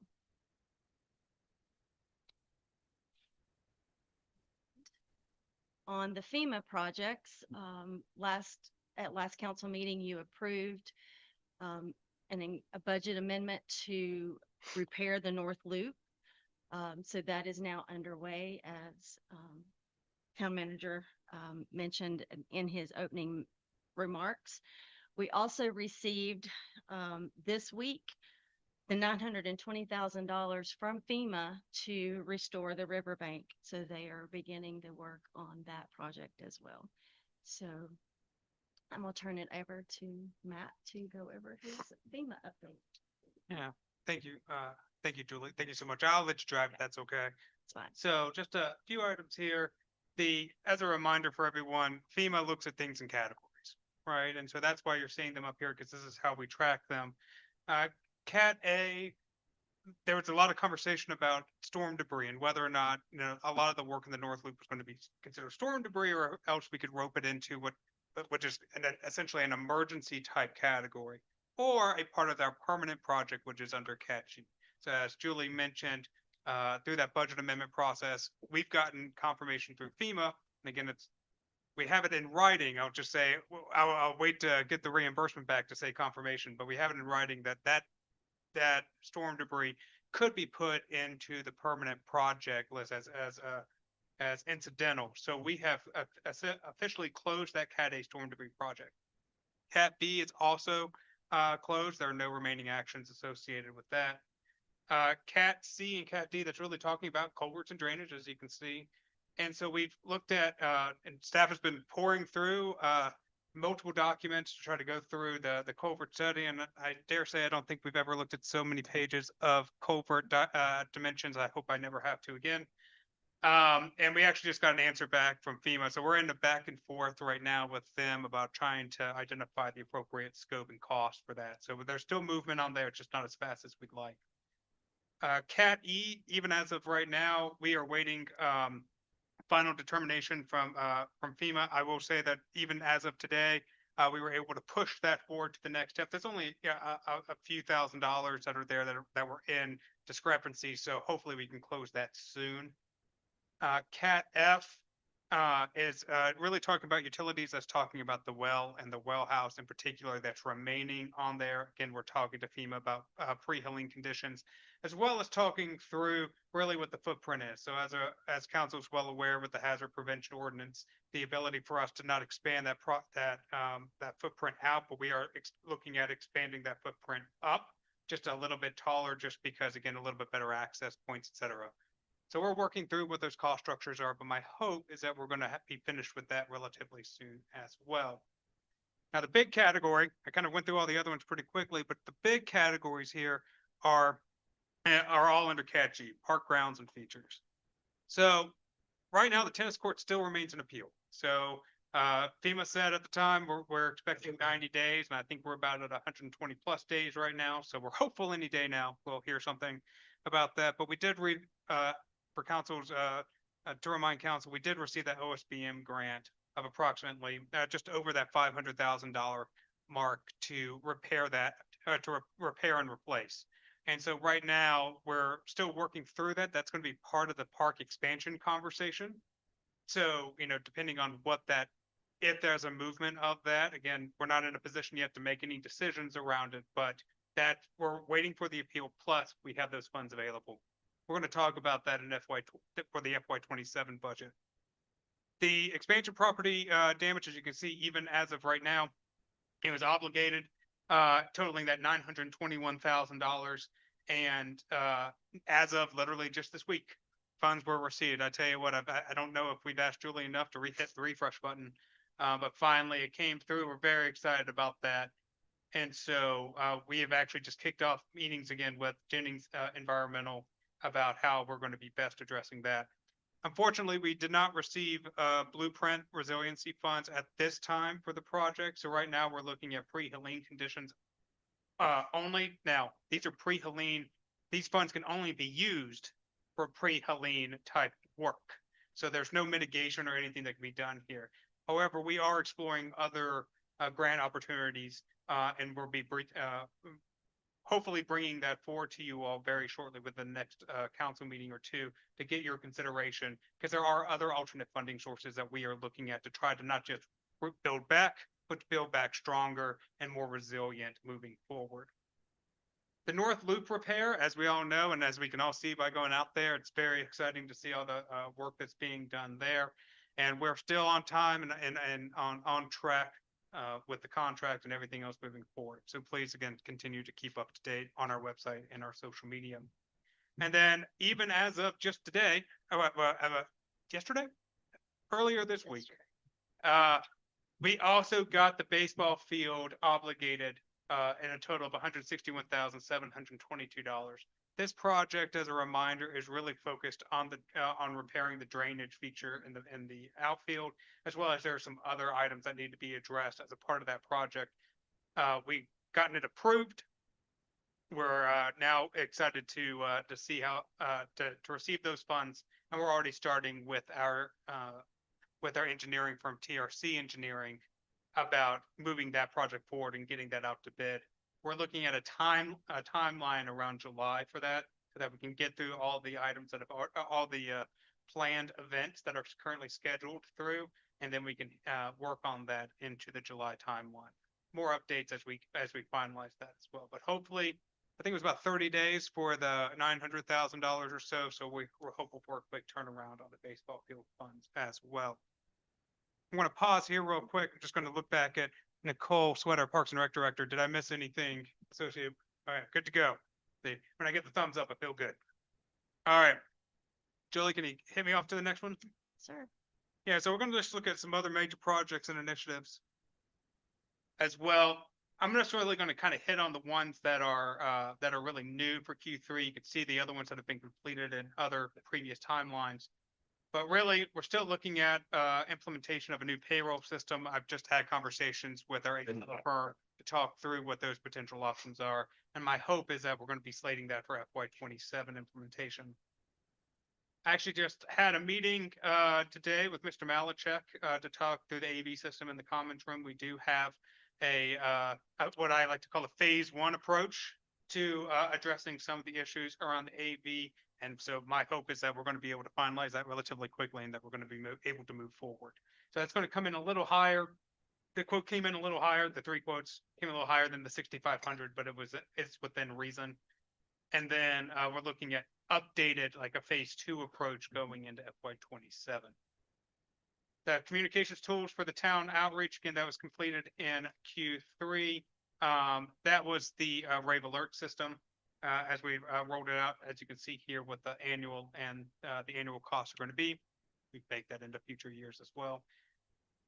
The community survey, we released it, and the contract was awarded to a company called ETC Institute. I'm working on getting them to present to you all at a meeting in May to talk through what those next steps look like. It is slated to begin literally right now. We've been in preliminary conversations, and we're hopeful for a summer release on that community survey and with results coming in the fall. Can you go back for me real quick? Sorry.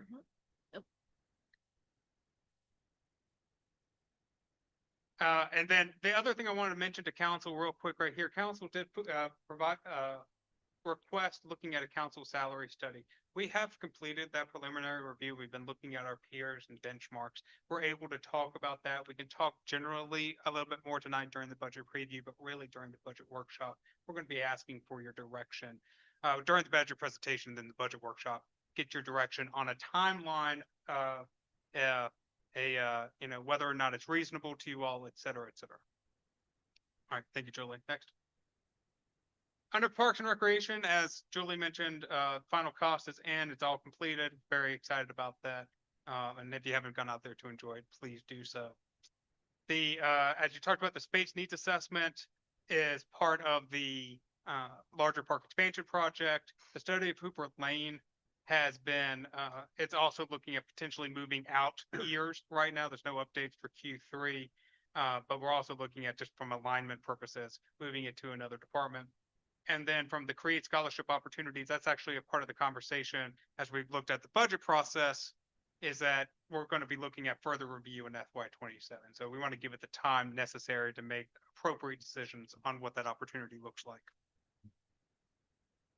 The 3 major ones for planning and zoning is around, again, the land preservation program. We're still looking at that, as I've mentioned to you before, that mailing. We talked during visioning about this. Mailing, engagement, educational events, et cetera, really building in an FY27. I don't think I need to spend a lot of time on the UDO and land use update for this council and for the public. A lot of great work that's been going on in that project. And then the town traffic schedule and update, council may remember that the study was completed in Q3, and now we're just awaiting the draft from the NCDOT on what those next steps are, the ordinances, and bringing that then to council for potential concurrence. So those are those items. And I just want to pause here real quick and just say to our department heads, I really do appreciate all the hard work and effort that they continue to do each and every day, making sure these projects happen, as well as the day-to-day work to make sure that the town continues to run effectively and efficiently. These are the other additional capital projects that we've talked a little bit about. The basketball court resurfacing, even just this, within the last couple of days, working through making sure that happens in Q4. That did come under budget, and that's correct. All right, Julie, yeah, just confirming. The epoxy floors also slated for completion in Q4 for the Hickory shelter. The park expansion project right now, as you can see, the budgeted cost is 150. The current final cost is 267. That is a large increase. As for council, just to remind council, this extends in December 26th. So the budget was really focused on the SUE or the sub-utility type infrastructure work that needs to be done, and surveying. This really went much further than that in the scope, got us further down the line. We still had $500,000 sitting within fund balance that was being put towards that amount. And then, last but certainly not least, the park maintenance facility and outfit. We have had that needs assessment completed, and we're very excited about the work that's come from there. And actually, and Nicole and I have been having multiple conversations, as well as and bringing, our planning director in as well, making sure it's a whole team effort to make sure that we're making sure we're crossing our T's and dotting our I's appropriately as we're looking through the design efforts and the studies. So right now, we're still in the site design phase. We've gone through a couple of iterations. And we've actually been making sure that the updated UDO, especially when it comes to, the chapter 6 and other items, standards, et cetera, are going to be reflected in that version as well. So we're still on time to make sure that that gets to council for consideration by June of this year. I know that was a lot of information, but I just wanted to, happy to answer any questions. Julie's happy to answer any questions you may have. Any question? How did we get 11 months on the debt service? How, did we pay ahead or, We paid 1 month ahead, yes. or Or that 2 just, months ahead, we just excuse me. keep rolling that or we'll No, stop for 2 We months? will stop, after the next payment until July.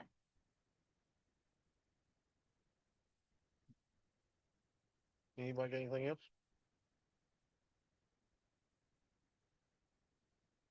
And you got something? I was gonna ask, where we come under budget on stuff, does the other extra money just roll back over into fund balance? Or does it stay in the departments? It will roll into fund balance unless they provide a request for it to roll forward, such as, the planning director did for the UDO. Okay. Any other questions? Any other business? Hearing none. All right, how about a motion to adjourn our regular meeting? So moved. Thank you, Sandra. Second. Brian, any discussion on the adjourn? Hearing none, all in favor? Aye. Any opposed? Hearing none. All right. How about motion to go into our business meeting?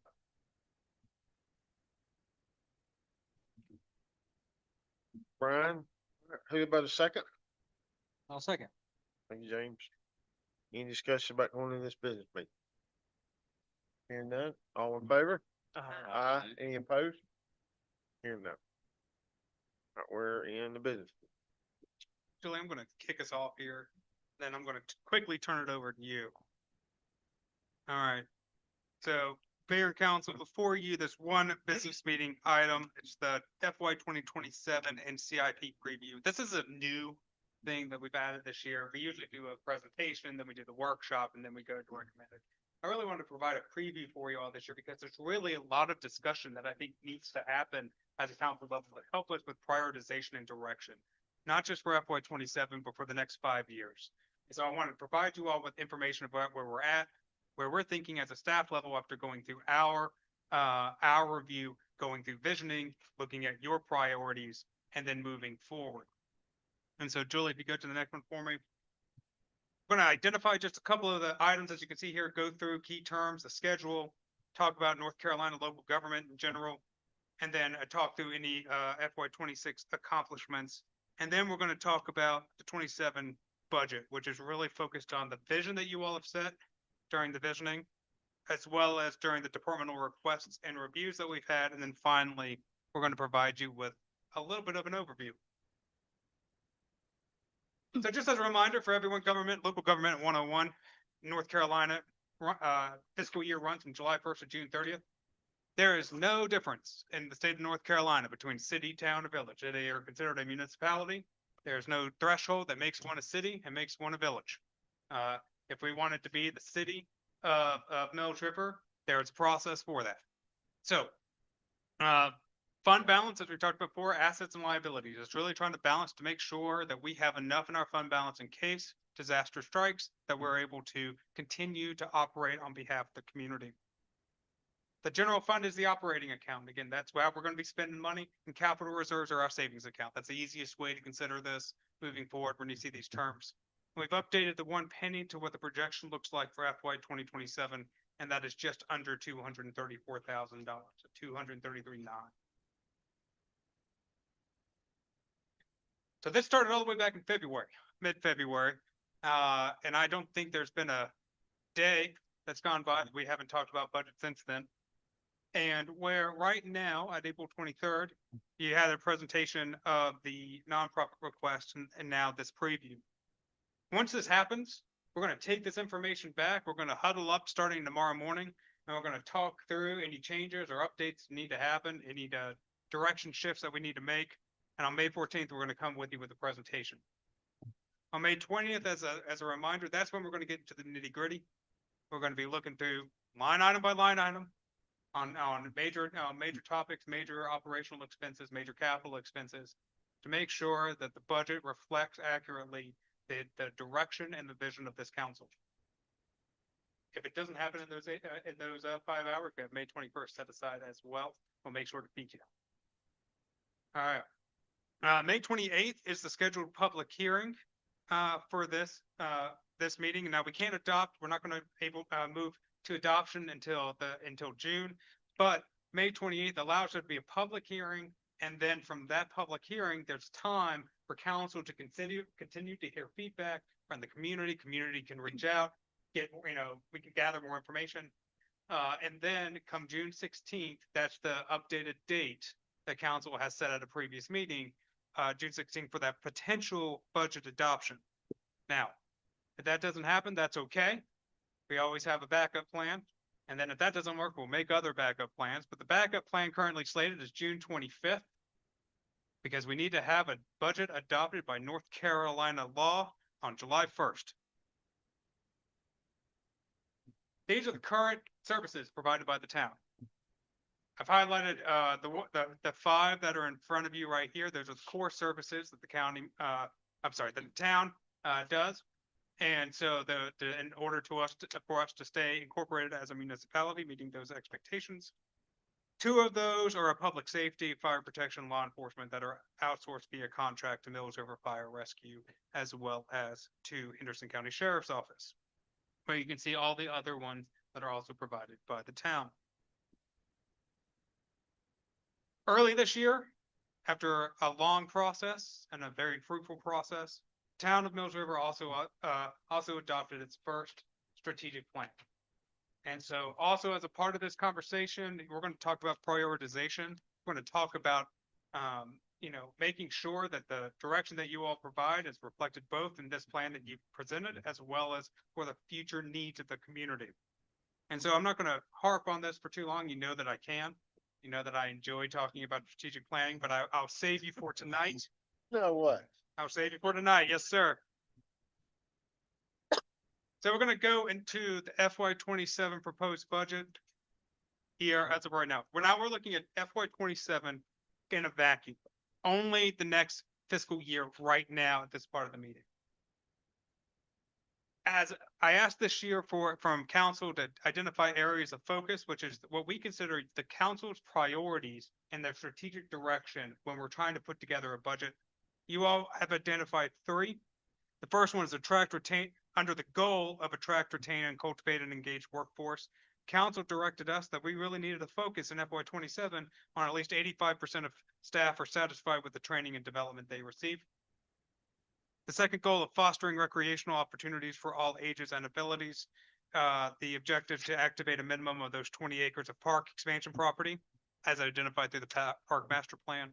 And last but certainly not least, enhancing community development goal of 100% of town maintained road at 80 PCI or above. And what you're going to see in the FY27 budget that we're presenting to you are these proposed projects that fit within each one. All right, implementing an employee satisfaction survey, continuing to focus on performance appraisal processes that focus on training and development, the finalized survey and identifying phase 1 of the park expansion project, and continue to move forward as funds become available. And we'll talk through that more in a minute. And then last, again, but certainly not least, also prioritize resurfacing and repairing Mills River Park roadways and parking spaces in FY27. So again, council, you set that direction for us, and we're hopeful that you see that direction in this proposed budget. These are some other budgetary retreat takeaways that we took from the visioning meeting, which is move that maintenance facility project forward, right? We also need to make sure that we continue to look at grant opportunities just to build the infrastructure while maintaining the lowest tax rate that we can. We need to talk about completing FEMA-related projects as quickly as possible, prioritizing those, and we've already seen the work being done so far. Making sure that we continue to evaluate Hooper Lane improvements as we continue to see that use over there on that property, on that road. And then doing the best we can to make sure that when we're looking at proposed tax rate changes, that we align those with an increased service delivery model and the staffing needs that are necessary. So again, drawing, if there are any tax implications, making sure they tie to specific service needs and staffing needs moving forward. So again, I hope that you see that as a part of the presentation. All right. The 27 general fund expenditures, these are just some of the big high level elements that we've talked about. Merit pay raises are budgeted in this plan at 3%.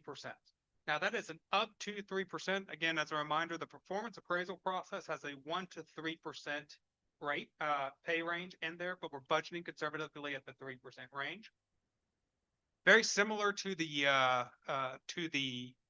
fire chief earlier. He talked about the cost of living adjustment, the adjustment that we have based off the formula that you all have seen and move forward with. There's a 2.69% cost of living adjustment, right? Right now, there's within this, there's no new full-time equivalent employees that are baked into the FY27 budget. There are positions that have been identified for promotion through training and development, and then we're excited about building that in there as well. And then last, we've also made sure that we continue to meet the 100% of employee benefit needs. We have baked in a 20% increase in premiums. We have not yet received the actuals on that one.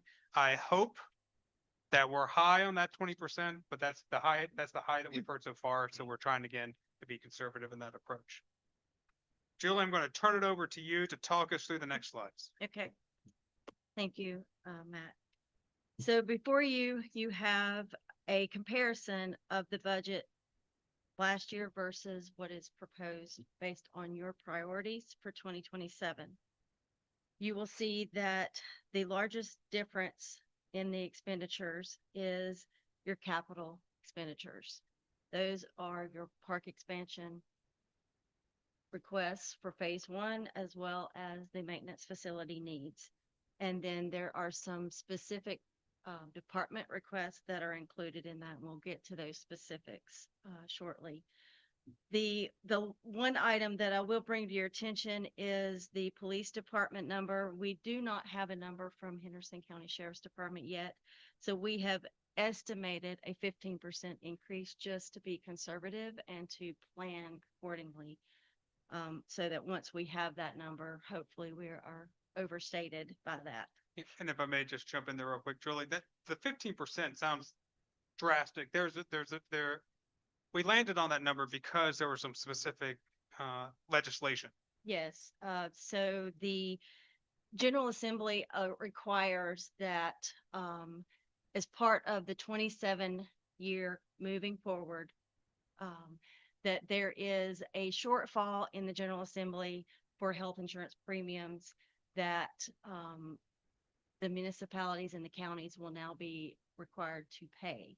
So that is part of that is we're anticipating that there could be some increase as a result of that will begin with 27 moving forward. Currently, there is no anticipated reduction in that or a removal of that said premium that will be due from that shortfall. So we're just trying to hedge that as much as possible with this number. So as I mentioned, the capital projects that are represented in this budget are broken down as you see there. There are FEMA projects, there are park and recreation projects, there are street and highways projects that is paving that meets one of your goals to get resurfacing of the street that we have here as well as our trail. And then So some of that money will be paid with POW bill funds. The rest of that will be using general fund revenues. So you will see there the North Loop repairs of 1,104,000. The expansion bank repairs of $1 million, which we got the 920,000 of that just this week. The baseball at the 161,723 that we were obligated. We have estimated $690,000 for culvert repairs, and then the 508,000 on the tennis court repair or replacement. That money we also have received from OSBM grants. The Parks Department is requesting a replacement mower for $25,000. Additional trees of $10,000 to plant throughout the park. $6,500 for a water line extension to the pollinator garden. And then the maintenance facility, based on the needs assessment, they are anticipating about a $275,000 expense in FY27 with continued construction in 28. Then, like I said before, $360,000 for paving, the $10,000 rollover for the UDO, and then $25,000 for a placeholder for phase 2 of the AV equipment for the commons room. And that is the $4,175,000 that's in this budget. And so just for those at home, as a reminder, these are very large numbers, especially for an organization of our size. However, so many of them being FEMA funded, we either have received those funds already, or we're going to be seeking reimbursement. Now, I don't want to steal Julie's thunder. She's probably going to talk about this in just a second. But the North Loop repairs, we're also being conservative on what we're expecting to get back from that. So we expect, we are set up for 100% reimbursement, but even then, we're also being conservative about at a 75% model return on that, just in case. Again, there start to be issues with that reimbursement. We hope that's not it. But we're setting ourselves up to be prepared. This budget also assumes a property tax base growth of 2.57. That is based on Henderson County's April the 17th report. If you remember when we were doing the visioning report, the visioning presentation, that was about 4%. As the appeals and all of those have come in, that has been adjusted down to 2.57% rather than, I think it was originally 3.9% of an increase. I believe all of those appeals are in. And so that is where Henderson County stands as of April the 17th, that we will have about a 2.57% increase. So the valuation value for our portion of Henderson County is $2,515,655,000.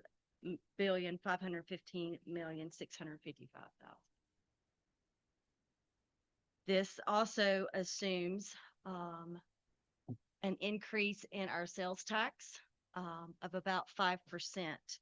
That assumption was based on the League of Municipalities revenue projection that they released to us on March the 27th.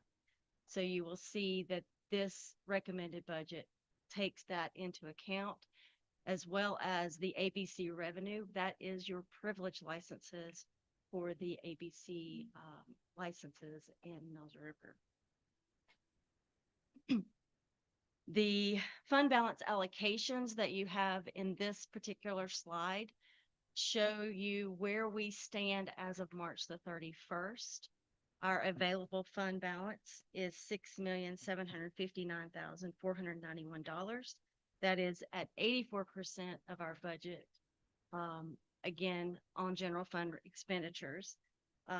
If we use these fund balance, if we use the fund balance available to cover the FEMA repairs that we are doing in a reimbursement situation, we are anticipating that that would use about $1,162,000 of our fund balance And you will see that in our revenues, we have a budgeted, as Matt mentioned, 75% of that coming back, with the anticipation that we would get 100% of that back.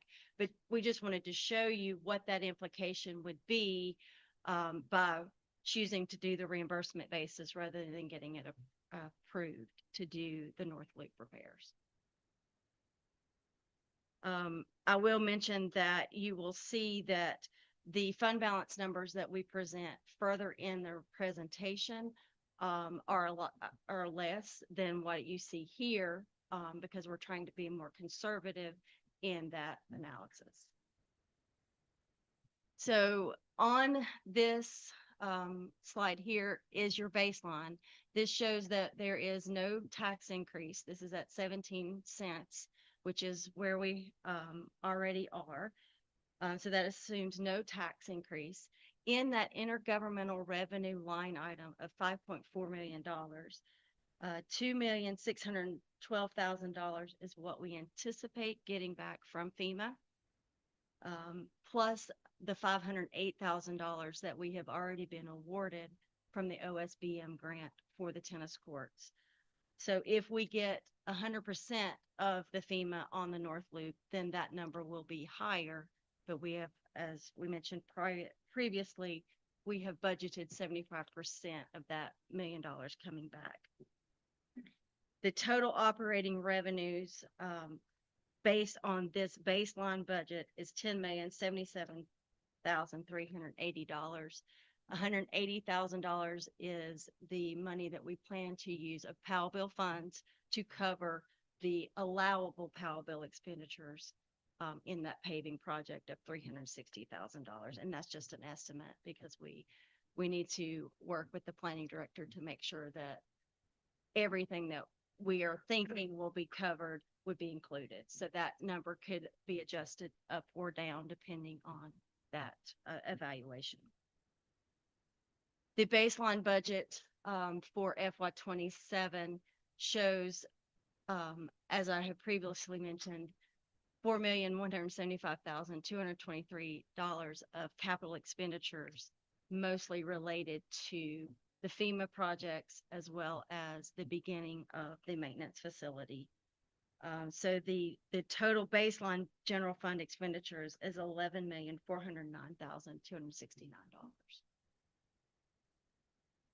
If I may, real quick, I just want to orient you all a little bit. We're using the term baseline right now to basically state under current circumstances, under current known quantities as well as other factors. We're going to talk through other scenarios here in a little bit. So we're going to be talking through baseline and then a scenario, but it helps to orient you where we're at based off of the current expectations. So this budget, you can see here, this is the allocation of the expenditures on that $11,409,000.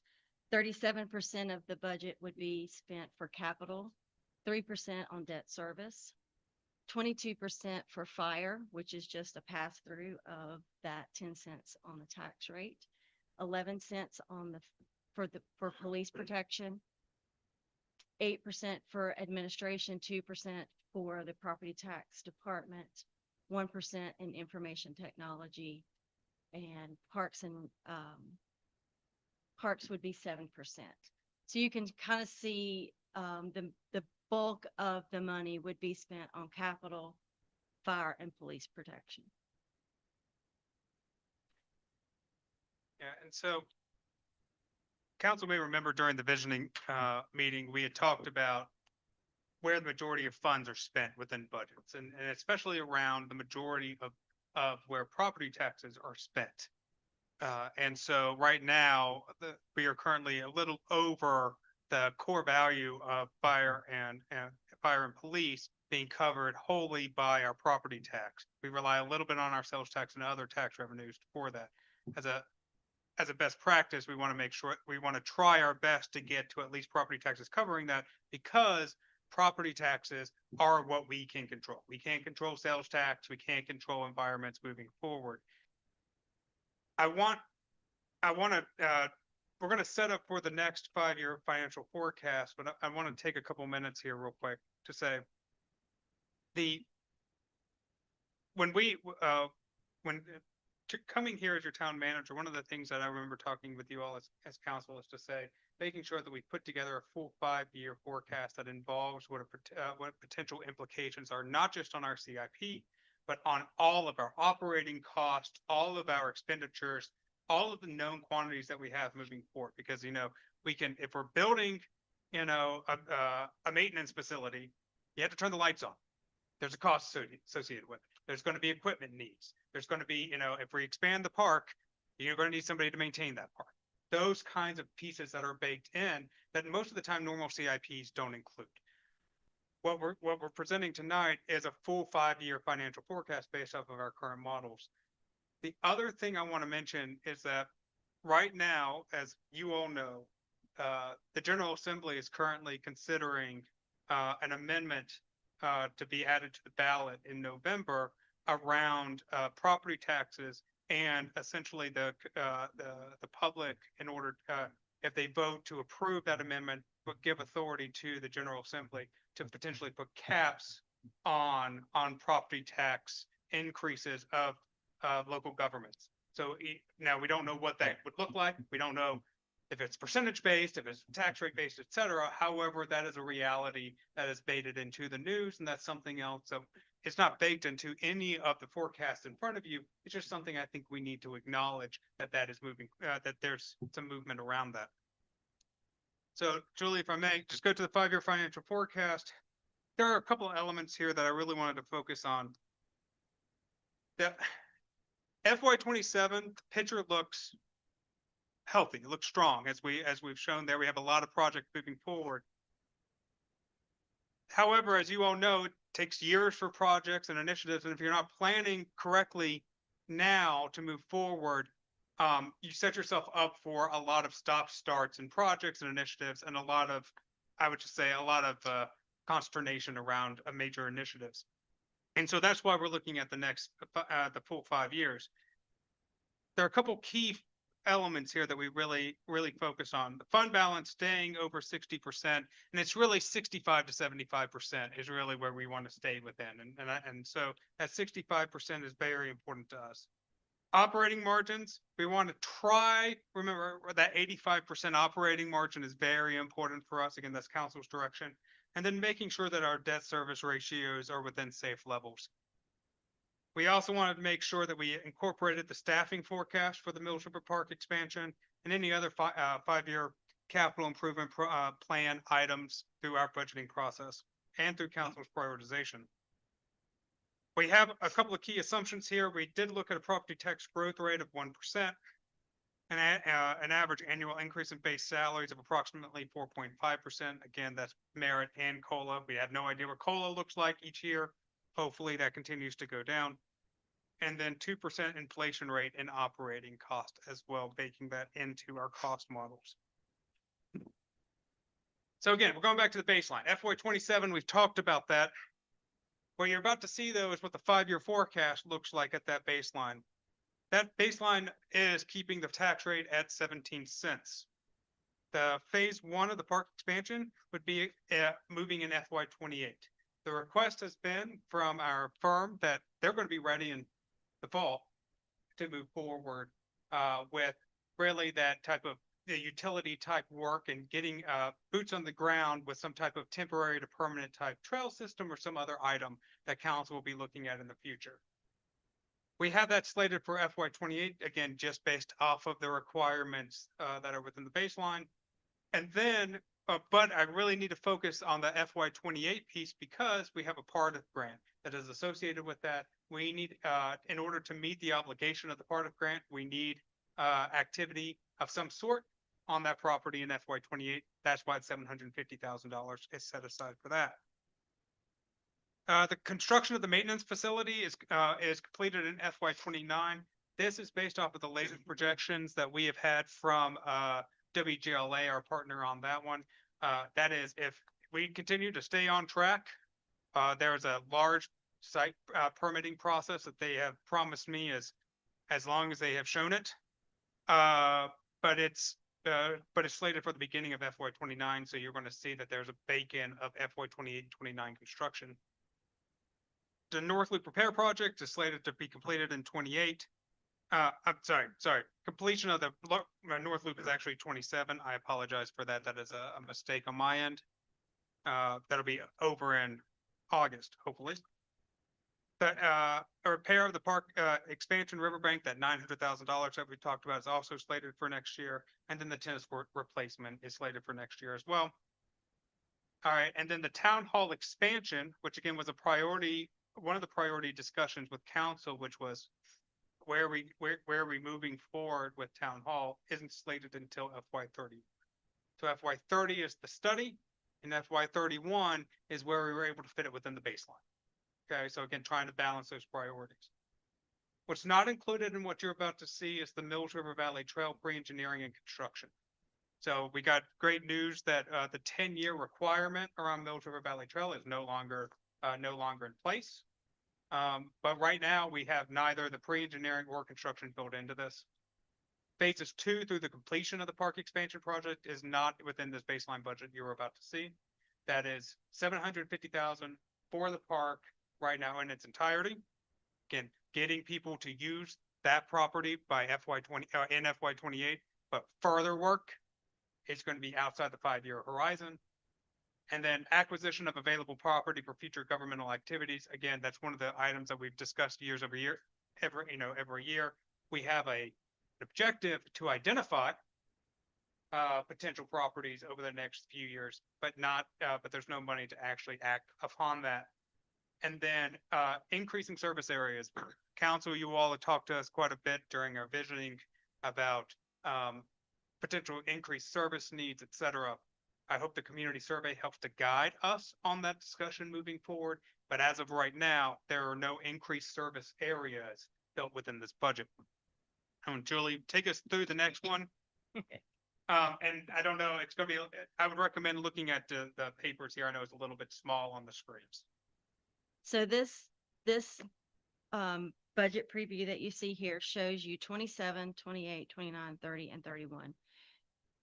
This reflects no increase in property taxes from 27 through 2031. It shows that we will spend $4,175,000 in capital improvements for 27. The 28 budget will be the $750,000 of budgeted phase 1 in construction for the park. And that is all that's there, plus the $275,000 for the maintenance facility. In 29, the continuation of the maintenance facility, assuming that we will borrow money to finish the maintenance facility. So that shows as the other financing source in 2029 of $1,846,000. Included in that $1,846,000 is the upfit of the current maintenance facility, so that once that facility is finished, that we can get the current facility usable for other needs of the town. Then you will see in 2030 there are only the $50,000 study for the town hall expansion. And then 31 is an $820,000 construction renovation to town hall that is slated for 2031.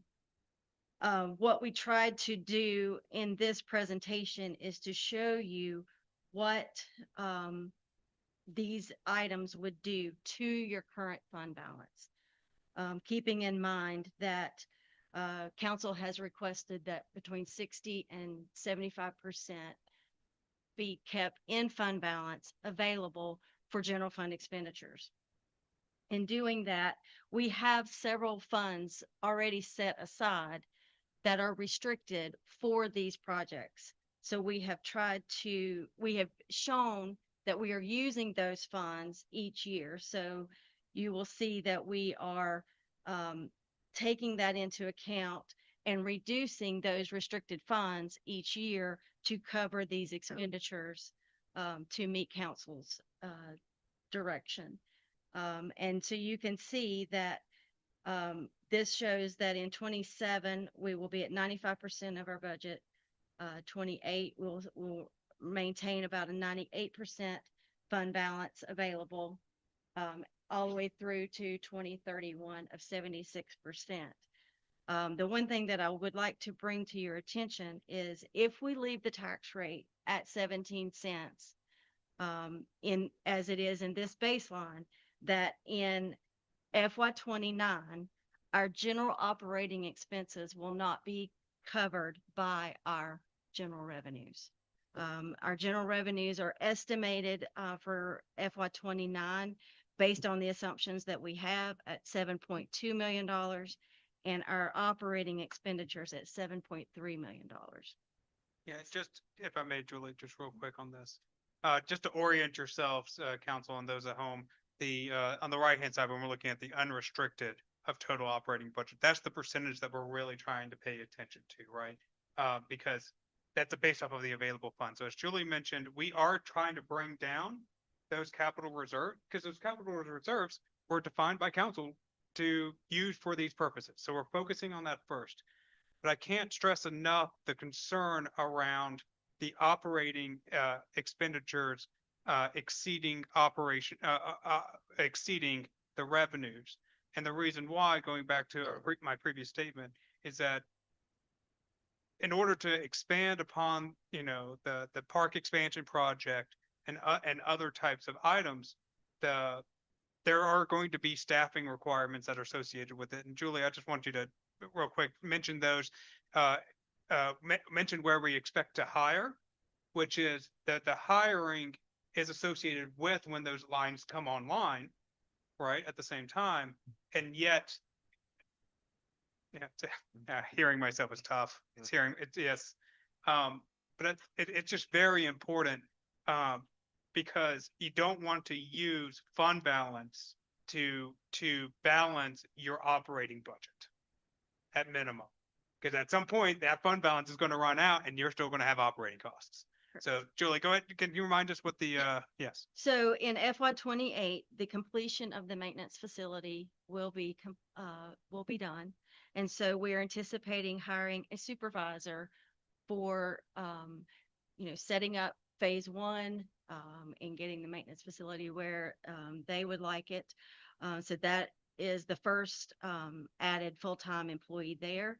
And then once, the park expansion is complete, as well as the town hall renovation, we are anticipating another one there. But in 29, we're anticipating adding another employee to the parks to cover the additional needs that will be to maintain the property once we have spent that $750,000.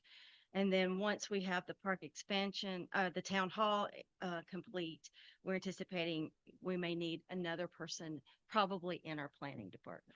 Yeah, and I would just say that's the 2031. So you're really looking at 2031 into the out years on that one, right? So you're not right now, that's a future issue. The population at the top also mimics the population that I showed to you all during the visioning meeting. And so we've also taken into account what the expectations are because of, increased needs just on our day-to-day services as well. So we really haven't done that much of a increase on staffing by any means. We've tried to align specific staffing with elements that are coming online to where we're not falling behind on expectations within the community. But again, that's what this baseline timeline looks like. There are some concerns about it. The only other thing I will mention to council is that FY 2028 is a revalue. What you're seeing before you and what you'll see in the next scenario is not baking in anything other than that baseline to 1% across the board. So we know in the out year, these numbers are going to all change. We don't know what direction they're going to change, but I just want to make sure if people are watching at home, reval is not a part of this part of the discussion yet. So just as a recap, in FY 29, the operating expenses based on this baseline will exceed our operating income, which would equate with council having to make some service cuts in order for us to be able to not have to use fund balance Mhm. to cover those services. Yes, and that would be my recommendation as your manager, is to make sure that we do everything that we can to not cross that line. And if we do, to have those hard conversations, which are, can happen, they happen in communities all across the state, about making sure that we don't exceed operating, compared to our revenue. So scenario A that you have here in front of you, takes the baseline and makes some adjustments to it. And Julie, if I may, I'm so sorry. We are not recommending this tonight. I want to be very clear. This is a scenario to help reprioritize. Julie's going to talk through it, but this is not to be taken as a recommendation tonight solely for council. Sorry. No, that's fine. So all we wanted to do here was to show you based on the things that council told us were important. So what we have done is taken the original baseline that we just went through and made adjustments. So you will see in this scenario that we have suggested a tax increase in FY 28 of 1 cent and then a half cent in FY 30 and 31 to allow for the continued increases for operating expenses as well as the capital needs and direction that council has requested. This will bake in, instead of the $750,000 of the park expansion in FY 27, and then $1 million for phase 2 in 28. Yeah, and just to orient yourself to why 1.75 million, when talking with our consultants, we know that we're still working through what the actual cost of the park expansion is going to be. However, we know that when we have funds set aside for that work, we can leverage those funds for grant opportunities. Right. And so the grant opportunities are vitally important here. So having funds set aside in 27 means that we can leverage those for anything in 27 to help us in 28, and then the $1 million moving forward. So it continues to try to pay itself. And then you will see in this scenario as well that we are just borrowing $2.5 million to fully fund the repair, the build of the maintenance facility. We have also built into this scenario, the phase 1 build out will require some additional capital expenditures to maintain that property. And we have slated $100,000 in FY 28 and $100,000 in FY 29 just to take care of the $1.7 million of money that we're going to put into the park expansion property. This also moves up the town hall expansion to the study in 28, and then construction of the expansion in 29 and 30, split between both of those years. And then additional staff in 28 and 29, which is faster than what we were anticipating in the baseline because we're adding more property in years 28 and 29. And if I may, just there are 2 staff members that are associated with this one, where the previous one has 1. So the previous one, at minimum, looking at a supervisor position in 29, we've moved that up to 28, and then another one, a maintenance staff person. So a lower, not at a supervisor level, a different level, but baking in that 1 additional person, again, because we would expect things to, they need to move quicker, because now we would have $1.75 million towards park expansion instead of the 750,000. So again, we expect more activation within those few years. This also includes doing $70,000 of preliminary engineering study for the Mills River Valley Trail in FY 28. The tax increases that we have shown here keeps our operating revenues and our operating expenditures in line each year. And then those additional funds are going toward the things that council has directed us to do with, which is the park expansion and the town hall renovations. And you will see with these scenarios that we stay, that our general fund unrestricted fund balance that is available only drops down below 70% in FY31, but that does include 3 tax increases. So one of the other items that, and thank you, Julie, so much for this.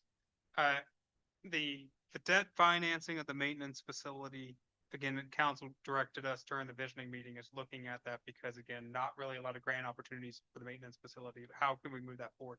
That also came out as one of the major capital requests moving forward because you can't expand the park without having the space in order to have the facility that has the space for it. So we, again, prioritize that in both. The other thing that we tried to do here in this example is no tax increase in 27, yet with the knowledge that there's going to be a reval in 28. So we don't quite know exactly how it's going to how it's going to work out. Yet we can already go ahead and start trying to set the table for what may need to happen moving forward. During the visioning meeting, council was very clear with us saying that they don't want there to be a lot of ups and downs with the tax rate. That wants to be some kind of either stair step option or what have you, or something where we can easily, communicate with the public about why. So this is focused on the why. It's directly towards increase operations on services as we expand services within the park system, as well as, again, the expansion of the property as a whole.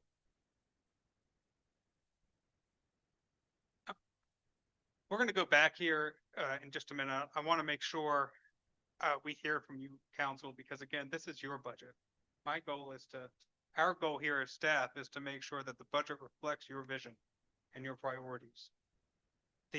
Really what I want to know at the top level is, have we sufficiently addressed your higher priorities that we talked about during the visioning meeting, either in either the baseline or the scenario A? Are there anything that we didn't talk about that you all as council says you all say we need to talk about this now, get it in the budget or get it out of the budget? And then are there any significant modifications that we need to look at? And I just want to say again, thank you to Julie, thank you to the entire staff, and thank you to Julie, who I felt like we've been in the war room going through these scenarios to bring the best budget, the best options that we could to you for discussion tonight. Our council on this, y'all okay with it? What they've done prioritize wise? Anything else we missed? Thinking about it? I think we want to see the same thing, but assuming we'll get 100% FEMA reimbursement. And then is it 2032 before we're done paying off the land? Okay, so it's Right around the corner. yeah, but it's 6 years, not 5. Yeah. So by that timeline, council member, that property would be paid off. We would have access onto that property and town hall expansion, what that would look like would also be budgeted and completed by 2032 based off the scenario A that you all looked at. The 820,000, by the way, that's set aside for the town hall expansion, it based off of our projections are already it's going to be taken care of by the capital reserve by the time we get to that point. So again, we're not pulling extra money out of fund balance. That is fund balance that you all has given us direction in your foresight to say we need to set that money aside, and we're hoping to obligate all those funds at that time. And is this also considering we would be revenue neutral in 2028? It does not have any of that in there at this point. Okay. Because we did ask the county for an idea of what that would look like, and they could not give that to us at this point. I believe those projections will actually come after the budget process this year. So it actually, I would suspect probably in the fall is when that would happen. Is that correct? based on what Samantha said, it would be later in the new fiscal year.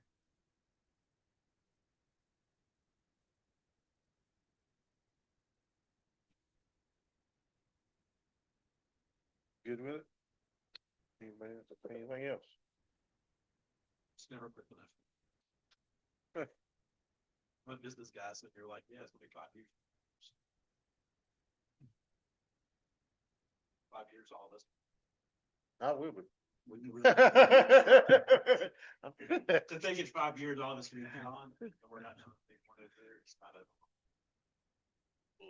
Now, I understood, Councilmember Kimball, and I just want to, because I think you bring up a very good point there. Right now we're calling it phase one. We don't know what that phase one looks like because we're not expecting to get that phase one expectation or document until probably in the fall of this year.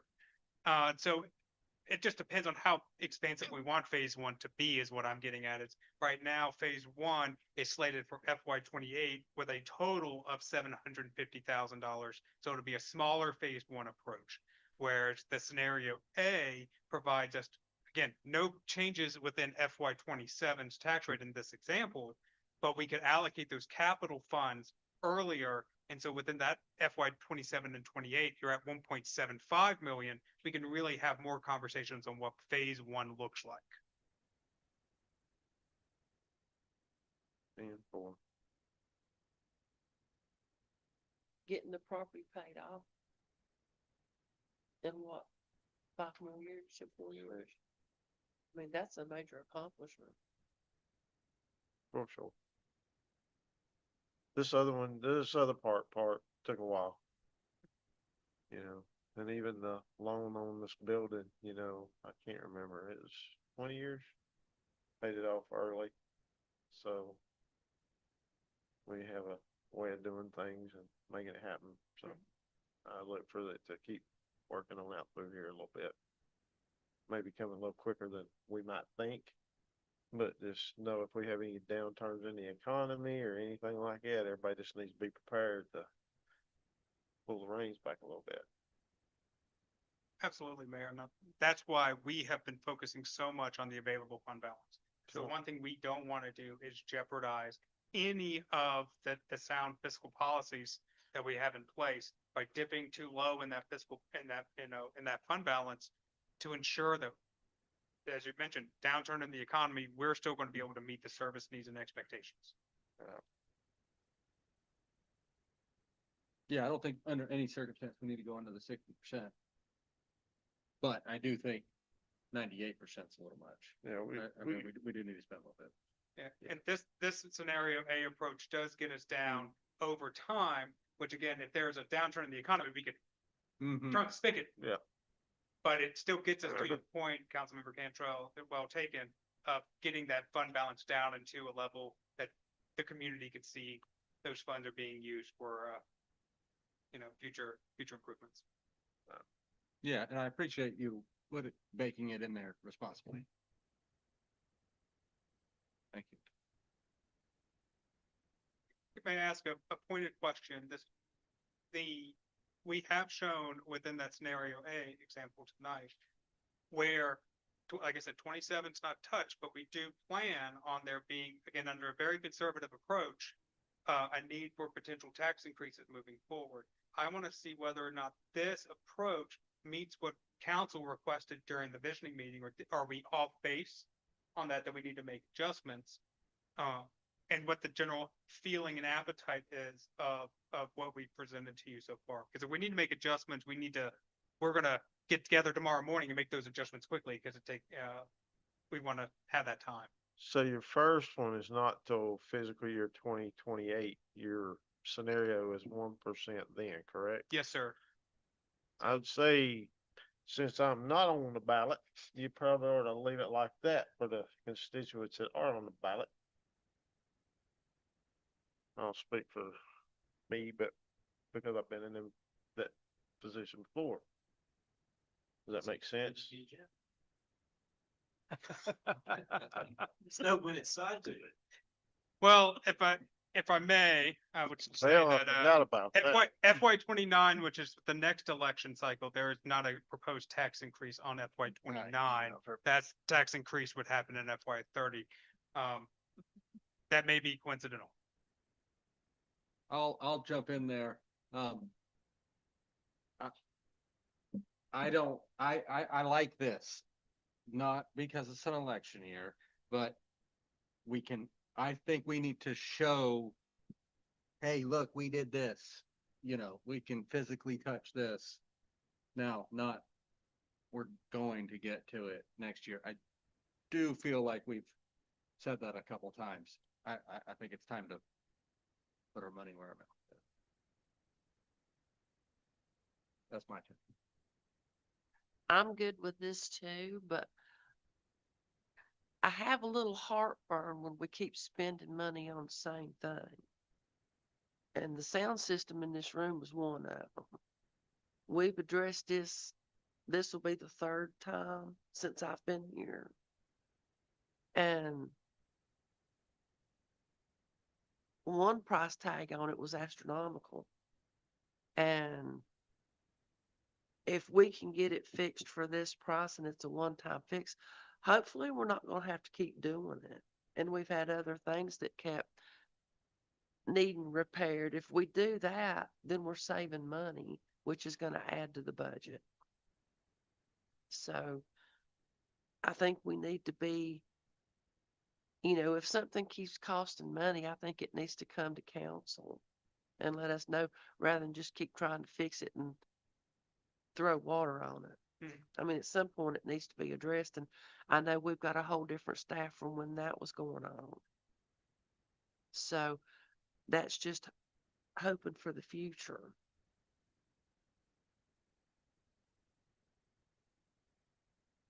Since we are in the game of politics, even though we don't want to be, I agree with this. I agree with everything James said. My only concern is that, huh? It's on the record. It is. You've agreed with me one time. Is your mic working? The microphone was on. No, you've agreed with me one time, so I'm just payback. All right. Is that we know my only fear about that schedule is that the county's gonna have to raise taxes. I mean, they've got a courthouse that they're building that they don't even know how they're gonna fund. So they're gonna raise taxes. My fear is then we're gonna get stuck behind them. And then obviously the fire department's gonna have to increase their budget at some point. So these increases happen and then we come in on the tail end, we're gonna be the bad guy. And that's, you I got. know y'all would, some of y'all wouldn't, some might have been around, but that last evaluation was at 19 and we lowered it 2 cents. And I was the only council member against lowering it at all. I heard you. Listen, I was leave there. it alone.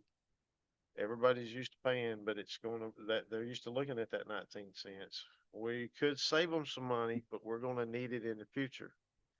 See, now, boy, wouldn't that look good if that thing had been left alone? We'd have had almost another $1 million to move forward.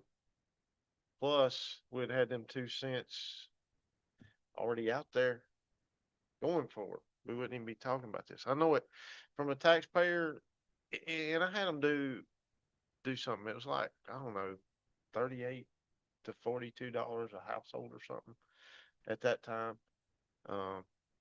And it was just, I just seen all this coming because we'd done, was in the process of purchasing the land. And I knew how big a taking it was when we purchased this piece and getting it rolling as a new town and trying to get the grant applications in. We've got incredible staff now. We had nothing like this to work with. We was having to hire subcontractors to try to get everything ready and on time, and it would be last minute slide it under their door because they closed already, but it's midnight thing, but I just seen all this coming. So like you say, as we move forward with everybody else's, it's going to sting a little bit more. The only thing we can, with this new evaluation coming in a couple of years or year and a half, I don't know. I don't know what it's going to look like. That was big. It's a very good point, Mayor. And I just want to mention, As again, the budget that we're passing, or the budget that you all are passing, that we're gonna be presenting to you all, is only locking you in for FY 27. The goal of this exercise is to say, it's 27 with a vision for what's gonna move forward. We know next year, we're gonna go through the same exercises, and we're gonna adjust, and it's gonna look different than this. It's just inevitable of the way it works, and yet it's a tool that we can use with the community to show transparency on where we're going. And so the revow is a perfect example. I've worked in communities where the revow happens and all of a sudden the adjustment looks, night and day drastically different on the tax rate and still able to achieve priorities and goals of the community. So there, we will take that and look into it. Okay. Anything else? Did you want to go to Yeah, the if we, calendar again? yeah, we will go back to the calendar. Thank you. Just if we were to bring that scenario in that way to the as a part of the budget presentation as we continue to flesh this out, is that something that you all would be amenable to, or is that anything else that we need to? I've taken note of the AV conversation, and we'll make sure that we talk about that during this presentation as well. Is there anything else that we need to be mindful of? The only thing I'm gonna tell you, because I'm not gonna be here, as this build out goes, Nicole witnessed it firsthand. Everybody that's here witnessed it firsthand. The last picnic shelter was a bust. So with the contractors, we've got to make sure the council at that time has got to spend a little bit of due diligence picking the right contractor and even for the bid process. A lot of that was missed in the architect's list of stuff I caught it, me and Nicole was catching it as it was happening. It was like, that thing's supposed to have tongue roof ceiling like the other one. Well, we go down there and it's 4x8 sheets of beadboard. And I'm like, this is not the same. And I'd have her look at it and she said, well, this is what they expect. So as council, it just got missed a little bit. So it wasn't what we apples to apples. And then the whole thing in general didn't turn out satisfactory. Little heartburn over it, but you got to pay your bills. It did get built, it did get CO'd, and it had troubles immediately, if not before CO. So anyway, when saying that, I just hope the council at the time, you or others or whoever, spends plenty of time with a great lawyer to look and make sure that yeah, or whoever's here, but that it's looked about, because there's a lot of money gonna be spent across that territory right behind us. And if it ain't spent wisely, you'll hear more about that than possibly a tax increase. That's part of what I was talking about. I understand, too. and that's what I'm saying. I get it. We could use a little more tightening would be a good word. For the budget meeting, when we come up, I know I would like to see a cost for benefits for what it costs for an employee. So that if we go to add one, we know what it's gonna cost. The current ratio that we use, it's at 40%.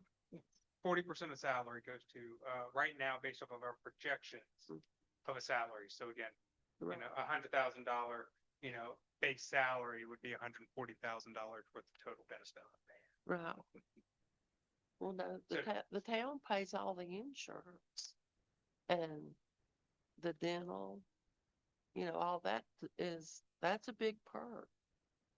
But we need to know if you're adding one on, how much money are we talking?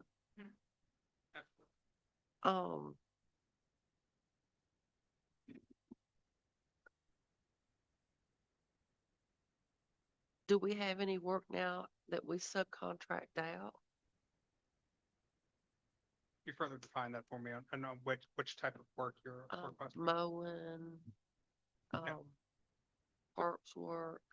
Now we do contract out our janitorial services inside the building here. But no, there's no other contracting out for mowing type services. You know, if we can't fix it from a maintenance perspective, then we'll call contractors to come out, but I'll tell you that we have some great staff that'll work their, their rears off to make sure it works. We and do get it have done. fantastic staff. Yes. Did I miss anything on the contracting point other than, I don't know, we have had conversations about, especially when this expansion comes out, whether or not there's an opportunity to contract out those services, at least in the interim, and what that cost would look like. So we are having those discussions. As of right now, because of the timeline, we're looking at it expanding out, to a new employee just from the organizational perspective, structure. But point well taken. We have made a note of that, and we'll continue to look into any opportunity for contracting out to the cost savings without lowering the service expectation of the community. That's really what we balance.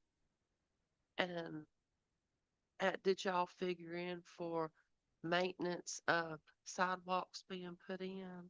Yes, ma'am, we did. So I believe it's an FY 28. Is that where we put that in?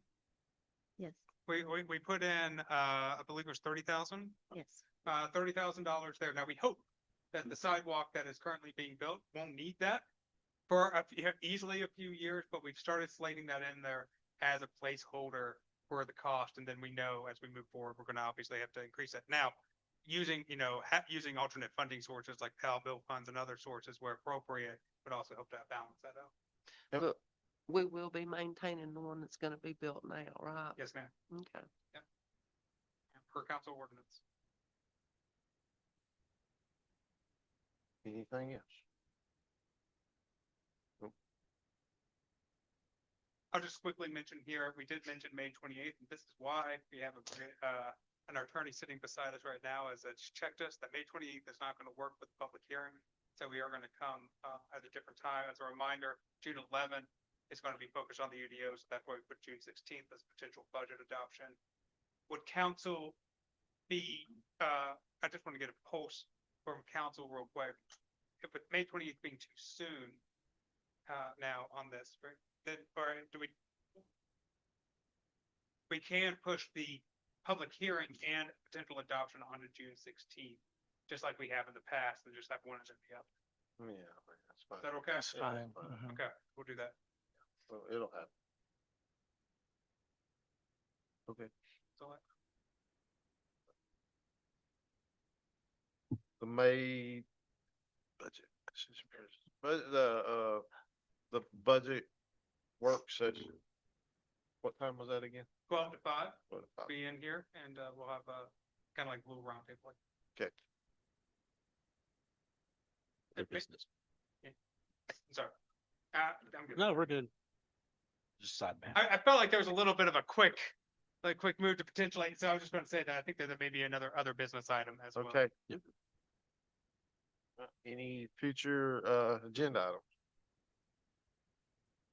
I had wanted to discuss something earlier, about the letter we received from a neighborhood on the UDO. Yes. Is this the appropriate time for that? Potentially so, yeah. Okay. In that letter, it said that, if there was damage or anything to the properties, and there's other properties in town that would fit that same scenario, that, about replacing, the structure. And that got me started to thinking, if a mobile home was of a certain size and it was an older one, then at looking at putting another one back, it could feasibly have a bigger footprint because they make of different sizes now than what they used to make. And would that go back and be allowed? And I think that we need to look and make sure that we could work with them. And I talked to Matt about it, and he said that, it would. It would. Like Within the footprint, within the footprint. it Yeah, and Mike, if I may, can I call you up here as well to make sure that I don't speak out of turn, because If I you pretend to have be an older, Like a 12 to 60. yeah, don't know that they make those anymore. So you're trying to. It put a may 14 be to 70 by 14. 14 to 70 on it. Right. Okay. If there was a accident, Burn down. well, burn down, tree fall on it, anything, that they could go back and put it in, it's gonna be a bigger footprint. And that's still gonna be allowable? I mean, I would really want to look through the ordinance to answer that question. So, I mean, maybe it is. Did staff, has staff seen this letter and this, all the signatures? Yeah, they Okay. actually delivered it to me during the Okay. open house, and then I was the one that forwarded it. to the Okay, chair. that's what I thought. But anyway, also in saying that I've reached out to two of my lending people because there was some concern. It seemed like I read in there somewhere about potentially financeability, you know, for whatever reason, if they need to get a new mortgage or even a home equity, what if it was a non-conforming lot, it might make it difficult in a lot of cases to get a mortgage or a second mortgage on it. The one piece of clarity I can give now is that remember, if and when the UDO is adopted, everyone is conforming. Right. No matter what situation, no matter what you have on your lot, even if it was put there without a permit. So post July 1st of 26, everyone is conforming. So those non-conformity provisions would only come into place if they seek that non-conforming authorization because they want to make that one change without complying with the code. So it would be them seeking to become non-conforming to make a change outside the ordinance. But there's those other processes too, variance, the staff administrative adjustment, conditional zoning, where we could have other flexibility options. But I'm happy to look into that, do some additional research and Well, I want to, bring because that some of the lots may not be big enough to accommodate, with the still setbacks. If they have to put something in there, which is what they can get versus what they have now. If you're going from a single wide to a double wide, that's a different story.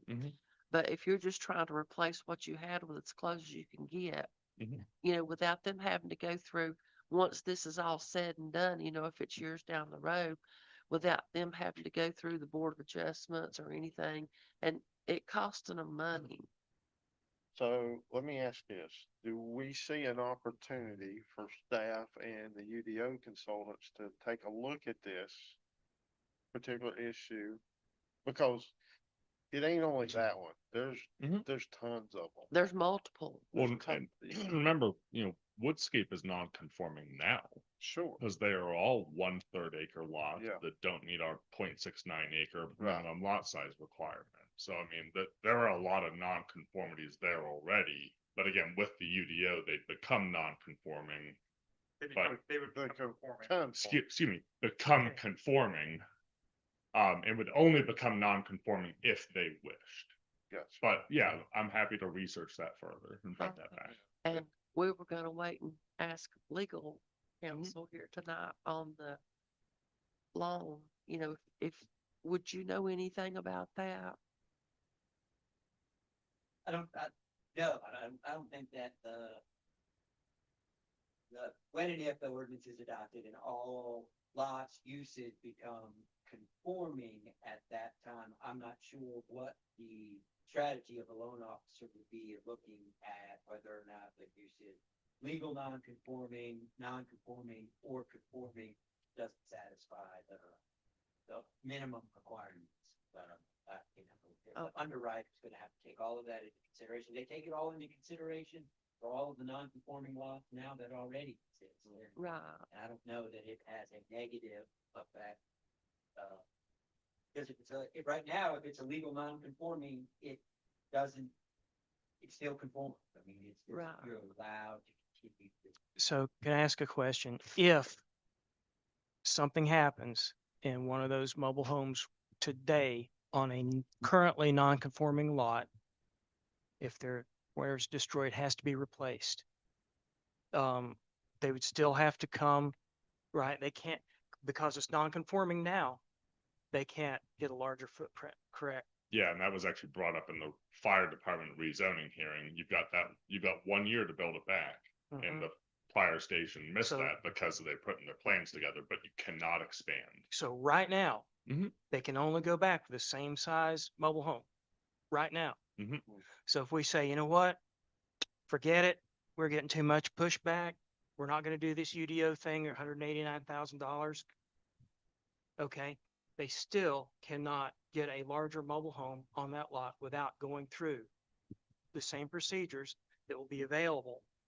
Except it'll be a little easier because they get one time to become non-conforming with a larger mobile home. One time, now they're not, okay, that's fine. So UDO is really not a factor in this situation because they can't do it now. I would want to confirm the exact language in our non-conforming section now, because I don't Yeah. read it quite a whole lot right now. But yes, there are limitations on provisions on what you can build back, how big it can be, and in what time period for any non-conformity. Now, non-conforming lots are slightly different. If it was platted before the town existed, no, you develop it. And that will be similar with the UDO. If a lot existed before the UDO, if it's adopted, it is also, basically, grandfathered in. You can develop a smaller lot. Could there be issues with setbacks? That's possible, but that's why there are those flexibility have to fix that. processes. Mhm. So But happy to look into it I just further. want to make sure everything we can gets covered. Mhm. And then Well, we those, have an answer. there's been several of those been swapped out for different units, let's say, Yeah. over since the town has been incorporated. So it's just a matter of how it reads now, and the permit process is gonna be your obstacle here. Like if, they're gonna come down here, get a zoning permit, that's when they're gonna find out what if any obstacles they've got to overcome. More so than the bank, when just like with him, he kinda knows, he spit it right out. But when I asked the loan officers at the bank, hey, read this right here, does that make any sense? She said, like he said, most likely, underwrite would pick up on something like this. I'm not looking for this. I don't know to look for this. It might be something that they find, in underwrite. So your biggest obstacle will be your zoning permit, your building permit, that type of stuff. Anywhere it gets flagged that you can do this. Is there any way we could put an avenue in there to where if they start running into all those hurdles through permitting, Well, when they're trying to replace something that has been you probably can. destroyed? You probably can, but you remember what he tells us every time. Once you set yourself up for an out, you create a strategic nightmare for staff to keep track of it all over the 100-year period or however long you're gonna track this stuff. You Well- remember he mentioned almost everything like that. Every time we said, well, can we give them an avenue different than a variance? We just write it in the system. Well, I was thinking if we could do a different avenue as to, if they start hitting hurdles down here when they're just trying, not for variances and stuff like that, but when they've had disaster or, tragedy happen and they're just trying to fix their place to live, that they could just come to council and let council consider it. Do we have a legal right to waive a variance fee? No, I mean, there are, minor modifications that can be approved by the admin staff. I think, Councilmember Good, to your position, I think if you're worried about someone's home, right? Mhm.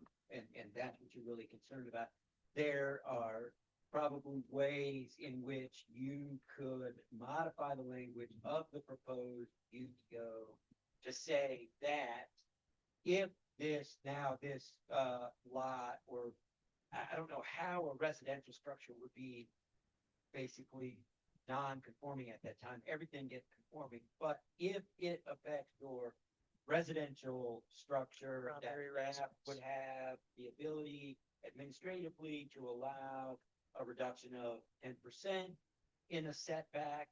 You can do that. You can't waive variances, I mean, statute. But there's probably a way with, working together that we could address residential issues. And I mean, I haven't read that ordinance enough times to know, would a residential structure ever be not allowed to be rebuilt once it's destroyed? Because if it's conforming at that time, I don't know in what district it, I mean, I hear your point.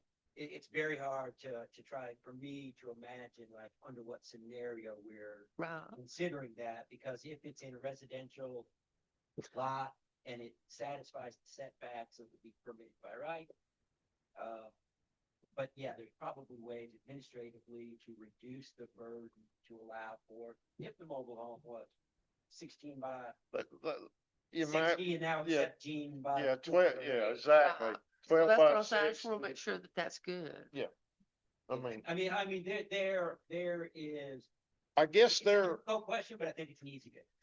and that's good because their worry in reading that is they feel like they know they're going to come in conforming, but they also know by the way they're reading it, if they come in with a 12 by 60 and they want to upgrade, or if they have any kind of problem, you know, because mobile homes don't necessarily last forever, they had to fit the same footprint the building was on.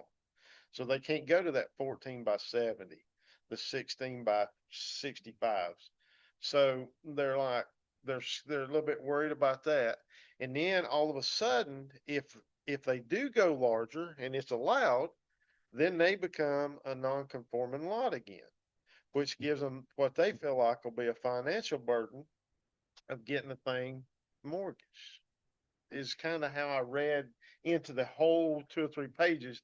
And they had how many signatures on this thing? It was 2 or like 3 pages. Huh? I think they told me it was everyone in the neighborhood except for 4 to 5 houses. Yeah. And that was, Everyone who I knew lived in that neighborhood had signed it. yeah. And I mean, yeah. If I may, I just want to get some clarification from Mike here. The 10% allowance that is currently baked into the administrative.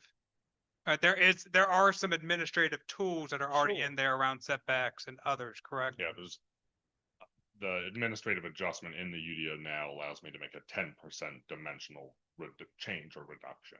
If it's in the town center district, it's 15%, but that could be changed. Well, by council. going from a 12 by 60 to a 14 by 70 is a 36%.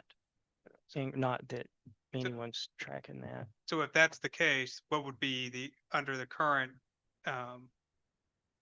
current options for them? The next step would be a variance, right? And the variance would go before the Board of Adjustment. And then after that, then they can request to become non-conforming.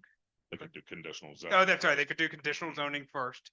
And if they, either that does not go their direction, or they wish to not go that route, then the other option, the last option, is to come before council and ask to become non-conforming. So there are, again, those various steps that are built within there to try to create outlets to allow for those types of instances. Now, again, I can't speak just like Brian, I can't speak to all the individual scenarios, but those are generally speaking where that is. So like if it's 36%, mine could not, within his authority, be able to adjust that. The next step would be the variance approach with the Board of Adjustment. Well, please don't think I'm taking that petition and their concerns lightly at all. I'm just saying that it's not the UDO that's the issue with that, in my opinion, because it's that way now. It's non-conforming now. What if we put for mobile homes a percentage, up to 40%, and cover? I don't know. Is that even, once we start doing that, then we're looking at for every type of residence, or But You know, I would really want to look at, I mean, I think we really need to read through that section first and study it further. What I can tell you now from your original question is what is new in the UDO that we don't have in our non-conforming section now is that 51%. If it's damaged 51% or more, you must be conforming. The way it's written right now is you can rebuild it back, but you got to do it in a year. And if you don't, then you have to comply. Right. So right now it's a time limitation. Yeah. In the UDO, it's a percentage limitation. And that percentage is also, a policy decision of council. I mean, it is normal planning practice. You have the 51% number, because if it's damaged by more than half, in the playing field, you want people to eventually conform. So the idea is you want them to build back in a conforming nature, but that percentage can be adjusted also. could we add the term non-residential to that? I'll go back. I want to really read it first. Yeah, before we I can answer. read it, Yeah. but I mean, that would allow someone to build their house back regardless of how much is damaged. What I don't want is for somebody who already lives day to day and to come upon a hardship and then have to go through big expenditures to go through the Board of Adjustments, to file the appeals and everything that they need when, they just want to live. And we're giving them all these hurdles and hoops to jump through, when a little adjustment would go a long ways with it. I hear you loud and clear, so we'll look at it next week. Thank you. Yeah. Are y'all looking at the possibility of, I can't imagine the UDO addressing the woman's concern over the tiny home lots buying. I would want Mr. Golden to weigh in, but I believe that is a private matter. Yeah, Yeah. you can't, voting ordinance regulates use, not ownership, so Yeah. there is no. That's what I was saying. I couldn't Now, imagine that. Mr. Meadows, the consultant, said we would recognize tiny homes in the ordinance. So they are recognized there as a unit type, whether it be built to, residential dwelling standards or not. So that's recognized, but no, those are private legal agreements that we don't get That's involved what I with. thought. Okay, making sure. Anything else? Thanks. Everybody good? Thank you, Mike. Entertain a motion to adjourn our business meeting. So moved. Thank you, James. Right, second. All in favor? Ah. Any opposed here?